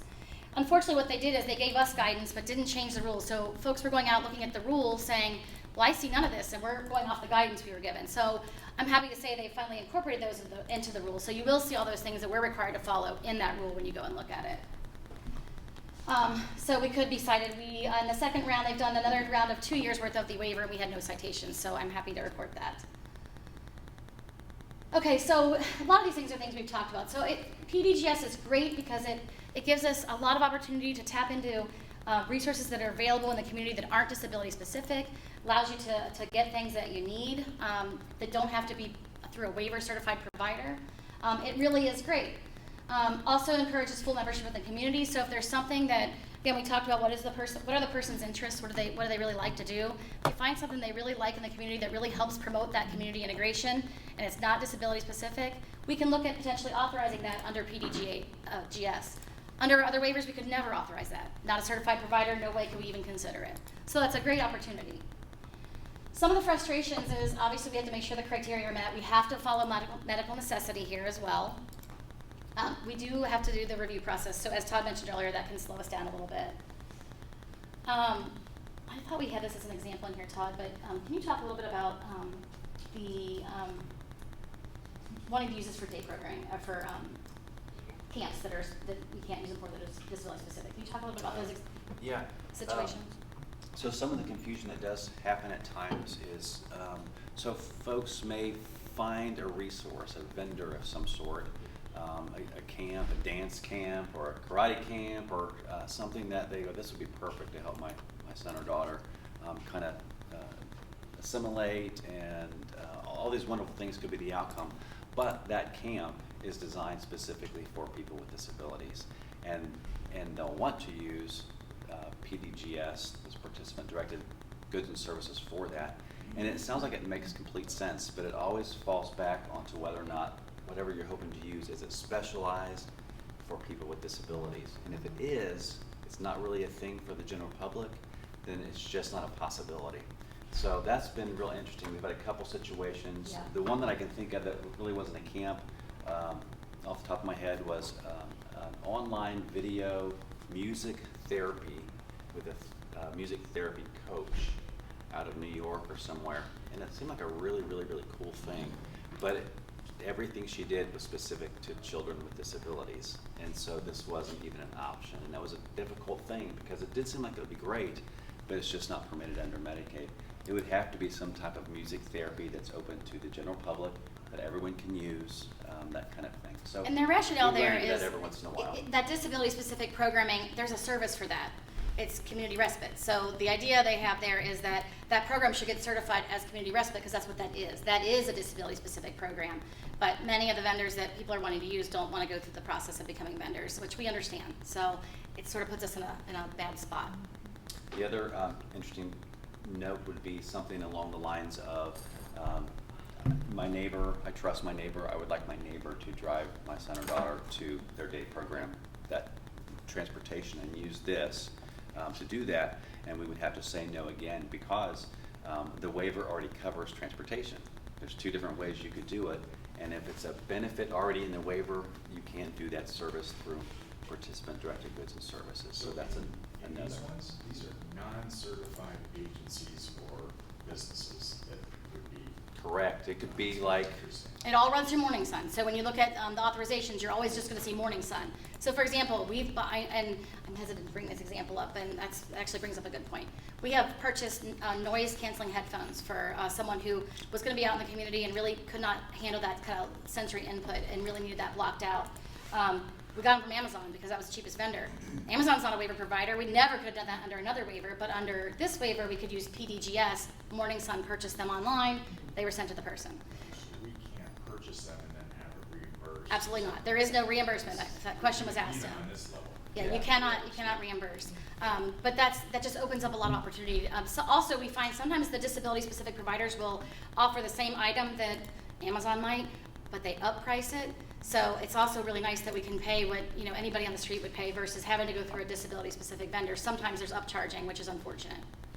So can you help us understand what the evaluation process is like if you've got one family that says, it's non-disability specific, I really want to send my teenager to this karate club, and another says, I really want to send my daughter to this week-long dance camp, neither of which are for disability specific. Would they both just equally be approved, or Maybe. how is that process? Absolutely. So Yeah. that That is is actually the next. that's the next one, I think, Oh, isn't it?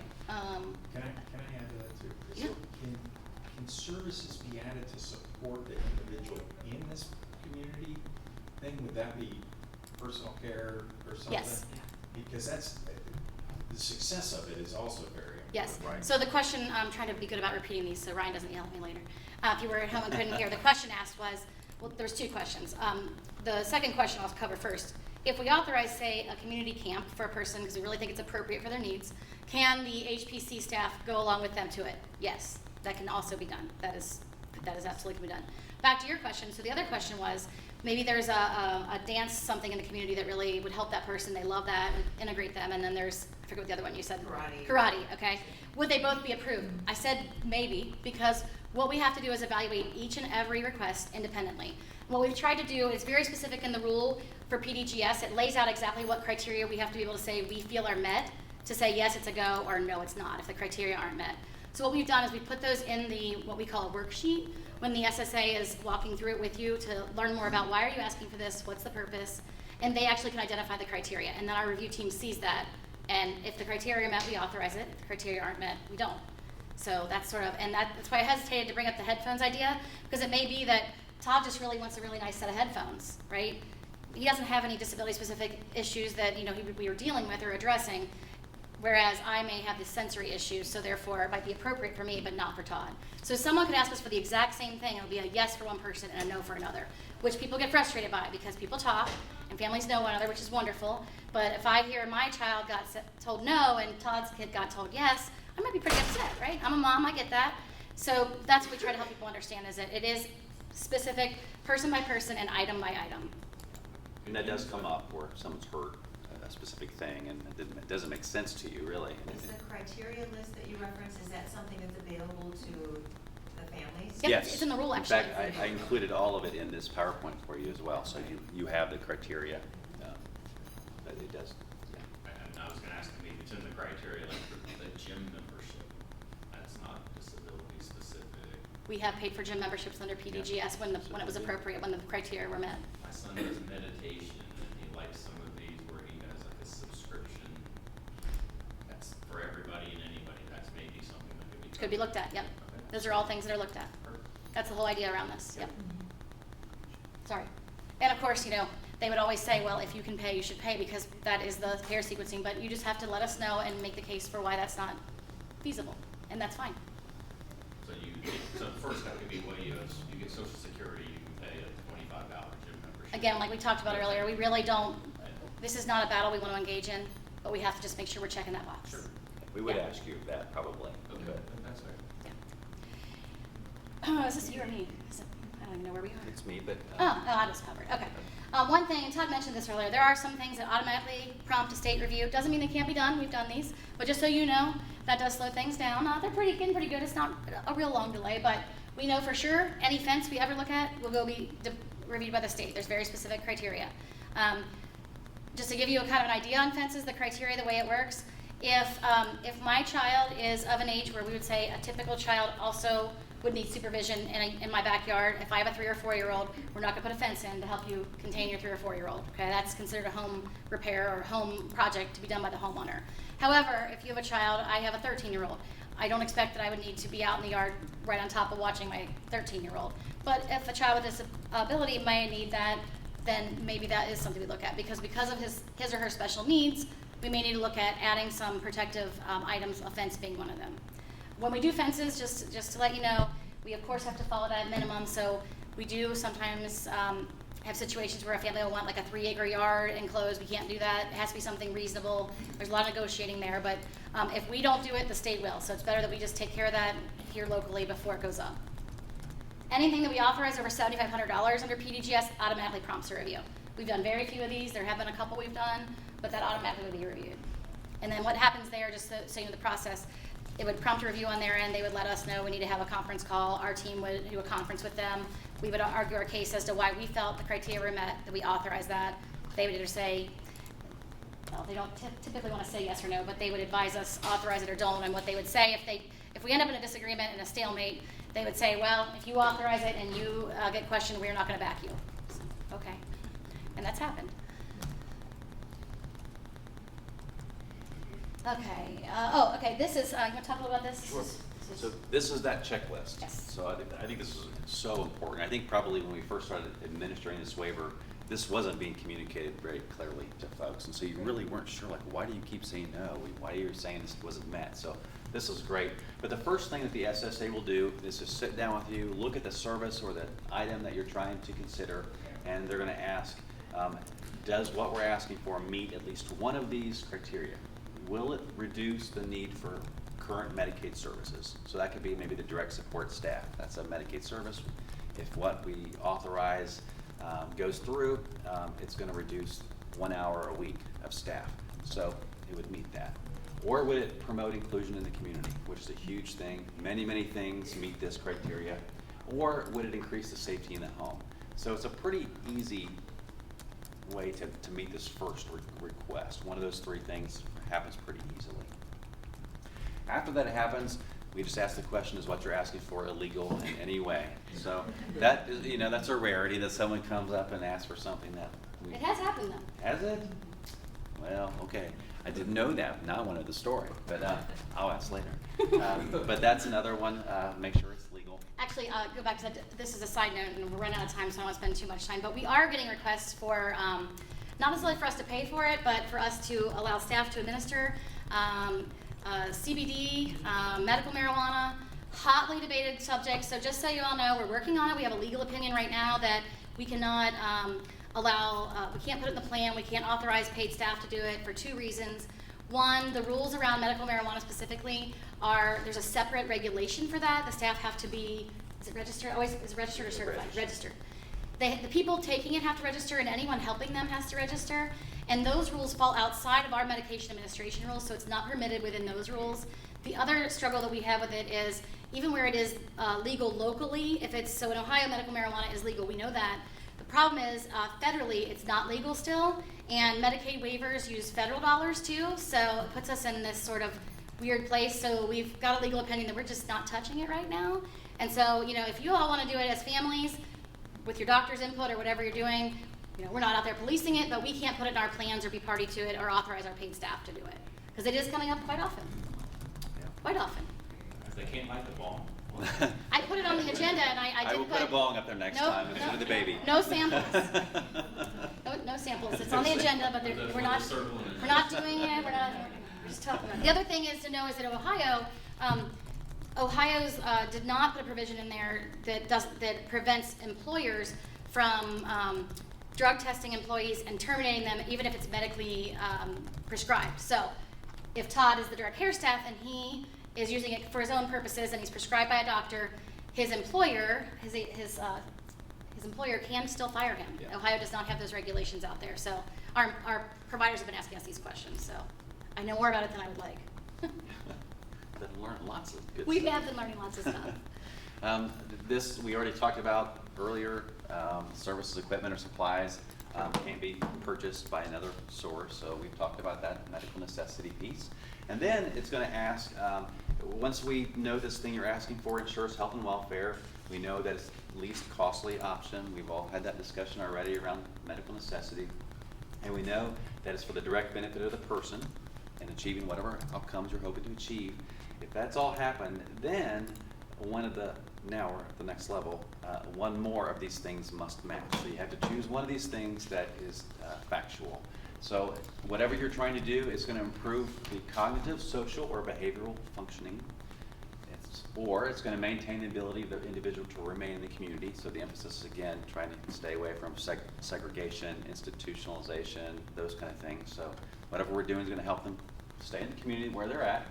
It's going to enhance community inclusion and family involvement, so that's a huge one. So we do see a lot of things that's enhancing the ability to interact with my neighbor kids. Those kind of things, like I've seen some really interesting, fun things come up to try to get these kids together to find something in common to build that relationship. Develop, maintain personal, social, or physical skills, or decrease dependency on formal support services. So we're able to reduce something else by authorizing this. And then, of course, increase independence of the individual. So that's a huge one too. I mean, a lot of the things that we're doing is increasing independence. So again, it's a huge list. You gotta have one of them that meets. It's not too difficult. That's pretty easy as well in those situations. Can I ask a specific question Yes. back there? And I'm sure this is a far-reaching piece, but this makes me think. What about, as far as college classes? Right. You're increasing their cognitive skills, you're potentially decreasing dependency on formal social services, it's further down the line. It's currently prohibited. You know, you're. It's currently prohibited. That is something we've asked them to reconsider, but currently in the guidance to us, it is prohibited. So the question was about college classes, are we able to consider that? Because it does meet, I can see where it meets those criteria. There's a rationale that I cannot recall right now. There was, they were talking about other resources being available to apply for people with disabilities to have their courses covered. I can't remember what it was now, but if you email me after, I'll go in the archives and find it. I think it even referenced OD at times. It did talk about OD. Yeah. Right now, we're not able to use it for tuition, we know that, because that has come up. Yeah. And the program at UC, that's a specialized program specific to people with disabilities, that's come up as well. And that was a real hard conversation because we immediately knew this is specialized for people with disabilities. Oh, you're not talking about impact, you're talking about, there's a particular program that helps kids, forget the name of it now, but. Thank you. I was like, it's right here. On I can't campus. get it out. And that is prohibited, but what we said was, they should consider getting certified in some of these other things, because the wraparound supports could be run through the waiver, right? Maybe not the tuition, but some of these other things. We have met with them and talked with them about that, so I know where they are on it. Hoping that's something that we could at least pursue in the future with them. And the final one, so if you met through all those other things, the big final question would be, is this whatever you're looking for, is it specialized? Meaning, is it specific? Is it specifically targeted for people with disabilities? And if that's the case, it's specialized, then the participant-directed goods and services couldn't work.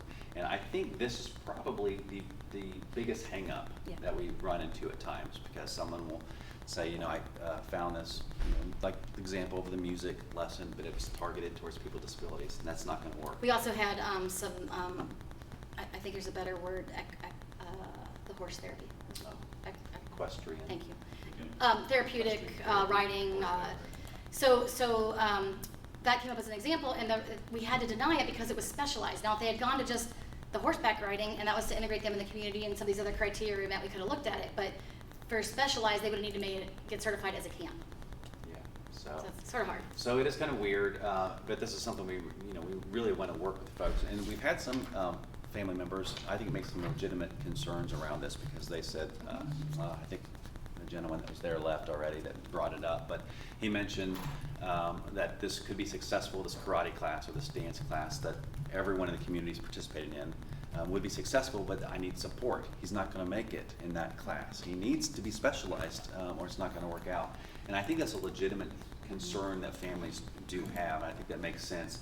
you just kind of have to keep in mind that the intent of this waiver was to allow you to use Medicaid dollars in a very unusual way and pay for things not targeted towards disabilities.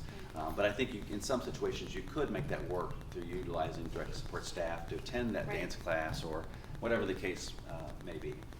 We had that with a cooking class that was specific to people with disabilities, which I thought was a really great idea. I think even going to a typical cooking class with supports would be very challenging. Yeah, right. So I found We that get it. particularly disappointing. Yes. To Yep. see the wide view on something like that. And we've given that feedback on your behalf of families, so that's come up a lot. So we've given that feedback to the department, and You really have. we also are more than willing, if you find something like that, you really like us to meet with them to try to get them, encourage them to become a provider. We've done that quite a few times. Actually, when you mentioned that earlier, I thought that was a great point, so I can bring Yeah. that up. We're happy to do that. Is it as involved, or is it similar, the process for like an organization like a cooking school to become a approved provider as it is for an independent? It's about the same kind of. It's a little It's more. very- it's a- it's very similar. Very similar. It's a little more intense, but similar. They look at similar things. Okay, so about a month, is that, no, a little longer? I would say 45 days at best. 40, okay, And I would just be honest and say, give it 90. okay. But I think the most important thing is to kind of keep that target, like what is that dream? What is that outcome that we're trying to achieve? And let's work through it, not give up on it because you get a no because something's specialized. Because Mhm. we do end up doing that, having to say no. And we've had some families really upset with us because of that whole specialized thing. And we do get the point, like that is a shame do. in a sense. It is a shame, but there's no way around it. If we were to authorize that, then when we get audited, we'll just be paying back Medicaid for something we already, so we just can't take that chance, of course, but we definitely do get it, and we have shared that with the department. I would also say, it's great when you guys reach out to the department. They listen to you a lot more than us. They do. Please know that. We can say, our customers are telling us this, but when you guys call and email and just send your input, it means more. Absolutely. It really, really does. Absolutely. Send it to. Tell you what, do you have email access?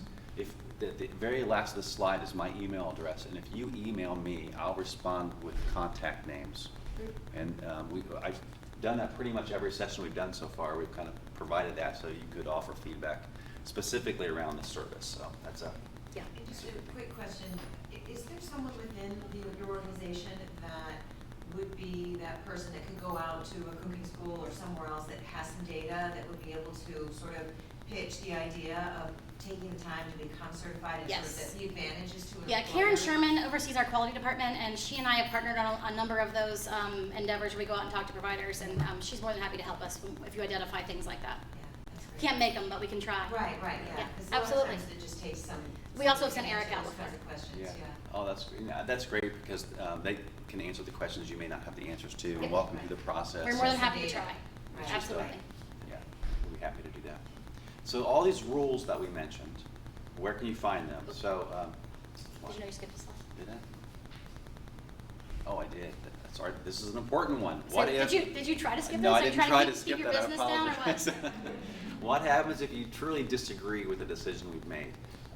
We do not get upset when that is the case. In fact, we are perfectly comfortable with that. We want to make sure that when we make a decision about we're saying no to something, that we really are saying no for the right reasons and we're not making a mistake. The last thing we ever want to do is deny an entitlement that you have through this waiver that's medically necessary, and it's a mistake. So if you do disagree with a decision that's come back to you, please feel free to appeal that decision. Your SSA will provide you written due process stating exactly what our intent is or what we have already done.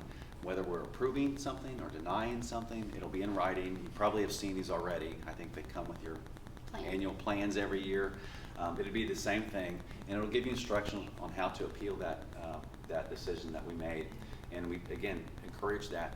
A third party through Job and Family Services is actually the ones that hear that type of hearing, and we just kind of go in and participate. It's me, usually for our agency, and I just kind of explain why we did what we did, what we thought it was correct. You can walk through why you think we made the mistake, and we let them kind of make that decision, and we're happy to adhere to whatever that outcome is. We actually have to. We do have to. Whether we're but happy or not. We're happy to. I mean, we have to. There's no choice in the matter, but Right. we are happy to do that. We- And I'm glad you mentioned that it's you. Typically, it's Todd. We have a couple backups if he's unavailable. But we purposely do that. We don't ask your SSA to go to hearing to defend the position of our agency because we know you all have to work together. So we don't want to put you in a situation where our SSA is there kind of pleading their case against you. We don't want it ever to feel like that. So we have someone else, Todd generally, or we have a couple backups if not. Also, when you put in your request for a hearing, you can request either a county conference or a state hearing, or both. And if you ask for both, the state hearings come to me, or the county conference, I'm sorry, come to me as the department director, and I either do them myself or I'll designate one of my staff to do so. So you can ask for both, not a problem. Again, we never get upset about that. It's part of your rights, part of the process. Sometimes we're saying, no, we don't even want to, but we have to. So please never feel like it's going to cause any kind of disgruntlement between our staff and you. It's your right to do so, and we definitely want you to do that if you don't agree. And a county conference is just kind of a last step before the official state hearing. It's like a last chance to have a conversation to make sure this wasn't miscommunication. So Jen will just say, tell me the story, and she's like, oh, I don't know that we knew that information. Sometimes she hears that and it's like, oh no, we've changed our mind. You can avoid state hearing. Or sometimes she'll say, no, I still think we have to stick to our decision or we'd be not following rule. And then you could go to state hearing. But it's a last ditch effort to have a conversation, but it is never adversarial. I promise you, we don't ever want it to be that. We do not get offended by that kind of challenge, and we support that. Okay, now I'll move on. I really Yes. did not try to skip that I slide. thought you were just trying to keep your business down. No, I You're wasn't. too busy. The rules, where can you find them? So if you go to the department's website, dodd.ohio.gov, and you go to the very top of their website, there is forms and rules. And if you click on that, you will see this right here, and it's just a list of all the administrative rules that we follow. And these are all the rules for everything that we do. So it's not just self-waiver. So there's tons of them. But they are divided into categories. So you'll see a list of, I think there's 11 rules. Yesterday I was looking at those. There are 11 rules for licensed facilities. And then there's a rule specific to waivers and enrolling. And there's all tons of rules. There's rules that tell you what an SSA's training is required to look like. You'll see everything in there. There's nothing hidden. But you will get to a list of all the services that are included in the waivers. And so, for example, this is what the list would look like. You can see this one I've got highlighted. Home and community-based services waivers for participant-directed homemaker personal care under the individual options waiver, the level 1, and the self. So you know which waivers cover it. And you can just click on the rule number and the entire rule will open up. It goes through the purpose of the rule, several definitions that you'll need to understand the rule, and it just goes in all the requirements. And this is exactly what we follow when we are writing our procedures and for SSAs to follow, because that's not real fun to look at. It's also where you'll pretty, find the but- provider certification. You've asked a couple questions about that. So under each service will, there's a main certification rule, which is up in the top of, I'm looking at the website, it's up in the top. That covers all service providers, and then each service will have specific things about that service the provider has to meet. So if you're curious, you find it embedded within each service, each rule for the service. You get a lot of information here. I'm in there every day looking Me at too. rule, and even rules I looked at yesterday and the day before and the day before and the day before. I can't remember it all. No one can. We spend a lot of time in it, so I think it's just a great resource for you. Part of this you'll see as well is each rule will have an appendix, sometimes more than one. And if you click on the appendix, you will see information related to dollars, the budget. It talks about how much does it cost per unit for this independent provider for that service, or what the unit even is. So that helps understand your budget and like how much is it going to cost me if I do this versus this, independent versus an agency. How much do you really save when you do that? And it kind of helps you in advance of that. Now your SSA is able to kind of figure all that out with our funding team, but sometimes families still walk away going, I don't know what they just did. That doesn't make sense to me, and that never feels good to anybody. So this is sometimes a helpful way to get that done. So what time is it? Well, I'm supposed to be on a conference call right now. It's 12. Bye, So, Jen. as you see me running away. It's 12 o'clock, so I guess we landed right pretty much on time, maybe a minute over. But I do want to ask you if you have any final questions that would be important for you to ask today that you want to hear. And if not, please feel Oh, free yeah, you to know use our emails and reach out to us. We'd be happy to answer questions that you think of later on as you're kind of reading through this. That's when I always come up with most of my questions when I'm trying to read the paperwork someone's given me. So please feel free to reach out to us. We'd love to help you and make this work for you, because if it's not working for you, then what's the point of it, right? Yes? In terms of engaging individual providers, I know you have a list on your website. Do you have any guidance or assistance or a preferred providers list or references to help? I tell you, 5-star ratings. yeah, the 5-star rating. Please. The mandate that we have, there's a rule that we have to follow. Shocking, there's a rule. There's a rule we have to follow around supporting you in a provider search. So our SSAs do that, and it includes making sure you're aware of all that's out there. One thing we can't do is kind of pick out a handful of providers and say this is who we prefer. We aren't permitted to do that. But for the most part, we will help you in any way possible to narrow down a provider that you're comfortable with. We can also give you public documents that we have on file Yes. about the provider. So providers get reviewed at minimum once every 3 years, more often if there's a special done. And our INQ department can help provide you with copies of those. Our SSAs can access them too. So that's public information. So you can see if this provider had 10 citations, this one had 1.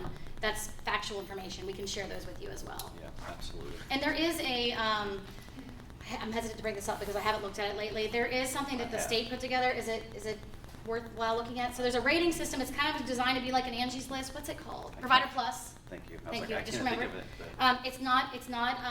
It's important to know it's not filled out by us. It's not sponsored by us. It is individuals who've gotten services and families rating different providers. Not every provider has a rating, but there's a link to it, I believe, on our provider page. Ryan, do you happen to know if that's true? I have to go to this conference call. I'm pretty sure there is. It's actually about a certification issue with the provider, so I have to run to I this. was on it not that long ago, and Was there much on there? There wasn't a whole lot, so I don't know that It many started up families north. are even aware of it. But it's It kind started of up a way to- north, and I think that we sent it out. Providers supposed to be encouraging people to do it. We can't do a whole lot more with it other than tell you it's out there, because that's what people want. They want kind of an Angie's List rating, But we can give you the factual information, and sometimes talking to other families is really helpful. It is on our provider search. Ah, great. Okay, it's called Provider Plus, and it's on our provider search page. I'm sorry to run out at the very end here, but they're waiting on me on a call. It was great to meet you all. Please email me or Todd if you have any additional questions. Thanks for spending your morning with us, and safe travels. Thank you. Thank you very much.